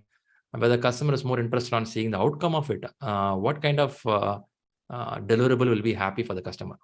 In the answers, they'll give deliverable as UML diagram, documentation, working software, or non-working error with the product being delivered. Kind of answers will be there. So only when you're clear on the principle, your brain will tell, okay, more than documentation, I am more interested on delivering the value. You will start seeing those things. Those kind of questions will come. Okay.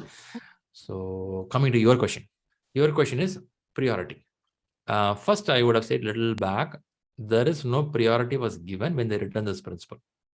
they've written in a random, they aligned in a random way, because it was standing on the number 1, satisfying the customer, looks very interesting.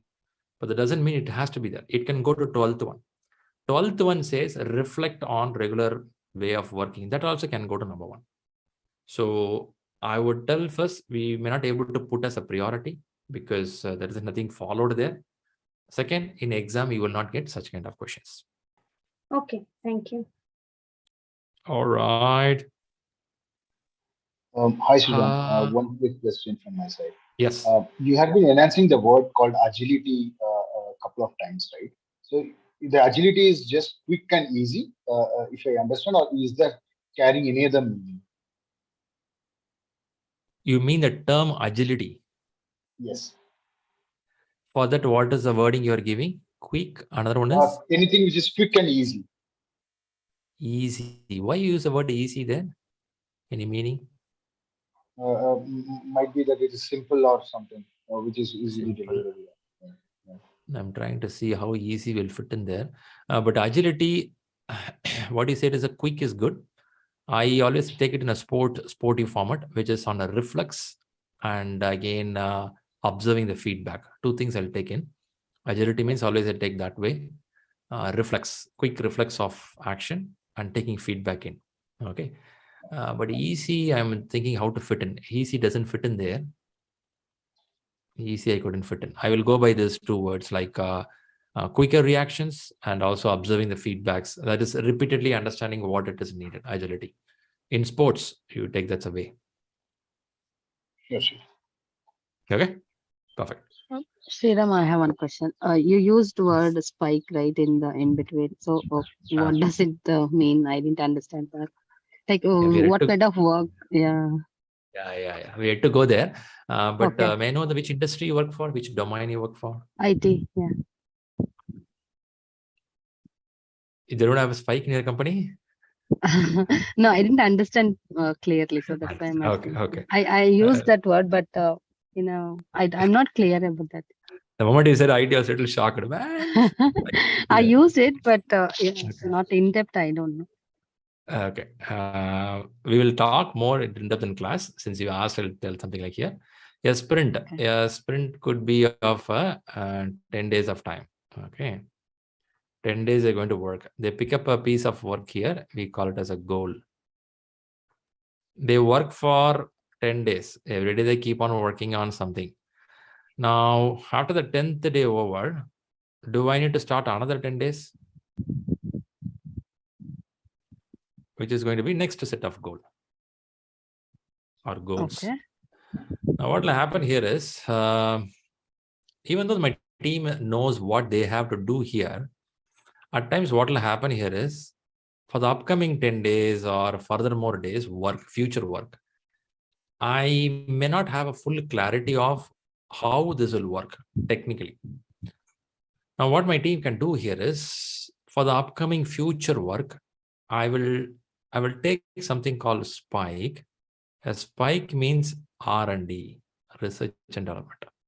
I can take a piece of work, a small piece of work, a big piece of work, which will be R&D, which I can do here in the sprint, so that this gives me knowledge. Knowledge for what? For the upcoming work. Yeah. For upcoming work. So, ShriRam, why we have to do this, man? Why can't we do everything here? If I sit and do everything here, it's called predictive model of working. But are we in predictive or adaptive? Adaptive. We are in adaptive. When we are in adaptive, I don't have 3 months of time to do all the R&D here. Then I start the work. What we did, straight away we started the work. When we are traveling, even though I have to achieve this goal, middle of achieving this goal, I will also spend per day, maybe per sprint, I may spend 4 hours, or maybe in 10 days, I'll spend 1 whole day. Someday I'll spend to do R&D for the upcoming work. Again, same way from here, I will do some R&D for next upcoming work. So message is, you try to see how can I enhance my team knowledge when the when the system is moving forward. That portion of is a spiking. You spike something to do as a team to understand something which is for the future. Continuous technical enhancements keep on happening. Then only your team can move forward. That's one of the principles you read. Right. Hope you got a little idea. I will explain more as I go to the specific segment of spike. So this can be accommodated in a grooming or like a grooming session or in a refinement session. Refinement session, you talk more about the work, isn't it? Yeah. Because if you see, I know we are going to the whole segment again. We have to go back to the class again. Let's do that because other people who dropped off will miss the content. So what I'll do here is, first I'll tell you that grooming or refinement is a place in Agile. What we do here, we will talk about the upcoming work. We will discuss upcoming work, what to be done. When we discuss, there a trigger will happen. The trigger here is, oh, okay, we have to do a two-way authentication for the upcoming sprints, upcoming iterations. Somebody in the team says a two-way authentication. How does it work, man? You have to give in your user ID password. Then a OTP will come in. OTP? Ah, man, I have not done it. Anyone in the team? Team says, boom, I've done it, but I don't know how to integrate OTP with my software. Shall we start this work or what we'll do? Somebody says, I think you need some research on this. I'm not sure how good we can integrate the OTP password, which comes in a SIM, I mean the mobile, and then put it here. I'm not sure. Let's do some research on this. So they create one spike story telling that the team will work on understanding how to implement the OTP, I mean the one-time password, that is the SMS what you get, how to integrate it. They'll do this. They're not going to do the real development. They'll do only research. They'll see how SMS comes in, how they record it. They do it and keep it with them. Now, what happened here is, you understood there is a story which has to be done in upcoming sprints, which need a two-way authentication. In two-way authentication, there is one place called OTP, which they are not aware. Now they are aware. Now, when the work comes in, they know the story, they know the technical factors which is can resolved. Now they can move forward. A spike is used usually by the team for the upcoming work technical challenges to do research. So this will more like enablers or a POC creating POC story. We can create as enablers or. You can tell it, yeah, in a scaled agile. When you use the word enabler, somebody in this room is going to ask me, what is enabler? So in a scaled agile, we have a term called enabler. Yeah, we have a term called enabler. Enabler is for the future. What you said is right. Enable for is for the future technical factors which can help my company. For example, in my company, I'm thinking that we will bring Amazon Cloud implementation, which can help my company to be a better cloud oriented. So I will call it as an enabler. It's an initiative of enabling my company to go to the next stage. So Amazon Cloud related migrations will be an enabler in my company. So I will start working towards it. In that, if you need a research, how a cloud platform works, your company, some people sit and work on cloud platform. How does it work? 2 days, 3 days research, 4 days research. After 4 days research, will say that we understood. Amazon Cloud works like this. Google Cloud like to work this. We can integrate like this. They'll explain as a PPT in front of everyone. Everyone says, oh, wow, that's good. Now let's start the implementation. That's also possible. Okay. In the Spike R&D, you identify few tasks. So that gets added to your product backlog, right? So something to be done, I mean, in the Spike, so that you will add to your subsequent sprints, right? I mean, is there something? Outcome of a spike will be added? That's what you're telling? Yeah, outcome of the spike, we identify few, activities or in a few developments. So that, few things that needs to be done. So that gets into the product backlog, and then accordingly that will get added to the subsequent sprints, right? So there is no restriction here. You can bring it. But one thought to you is, usually a spike will start for a work which we want to do, but we are not technically aware of it. So already you will have a story or a feature which need to be developed. For that, you don't have a clarity. For that reason, we do a spike. Now, this spike, as you said, can trigger more requirements also, can trigger more thoughts also, which can go into the product backlog, but it's very minimal. you'll mostly get a piece of work, which if you go here, I said the two-way authentication, right? Let's say two-way authentication. You all know what is two-way authentication. This is a new feature. I will not call it a story. It's a feature. Feature. Where is a feature? This feature, who has to implement? Your company want to implement two-way authentication. Somebody want to give a user ID password. You will accept UID and password. And this is level 1. Level 2, you will ask for the OTP 00478. Now your team is clear on this part. Your team is not clear on this part. This feature has to be implemented. When I want to implement this feature, you will have nearly, let's say, 5 user stories. User stories needed to be done. 5 user stories, they know what are the user stories, but this part they're still not clear. Before picking up the work, they want to do first it's feasible, doable. Because I don't want to start the work and middle of the work, my team should not tell that, so in our corporate, OTP process will not work. We have a policy violation. This, that, large stories will come. I don't want to do this. In Agile, we don't work like this, where you pick up a work, middle of the work, somebody scratches the head. Actually, when you pick up a work, you should know what all to be done. That's called DOR, definition of ready. The definition of ready says that your story should be properly refined. They should be aware of what to do, what are technical difficulty. They should know everything. A little bit unknown can be there, but too much unknown is a trouble. For this reason, I will take this one. When I take this one, I'll do a spike. When I say spike, I'm going to do R&D on this. What is R&D? I will not do in my project. I will do separately. I will sit and work out how an OTP system works for authentication. Once I know this, I will give this input to the part of this user story. Maybe one more user story gets added. Maybe one more user story get added, or 5 itself sufficient. Information is this spike, what you did, this spike. Spike means nothing but one set of action to do a research on something which your team is going to work in future. So if you get some information out of it, it will make my user story more ease now. It will make it ease. What do you mean by ease, Shriram? Initially, I'm not more clear how a two-way authentication works. Now I'm clear. Initially, I said this work will take me 5 points or maybe 7 days to complete. Now, when I know the requirement clearly, I will tell it we can complete in 4 days. So the more we know about something, the complexity get released, uncertainty get cleared off. Now I know the work, what to do. For this reason, team does it.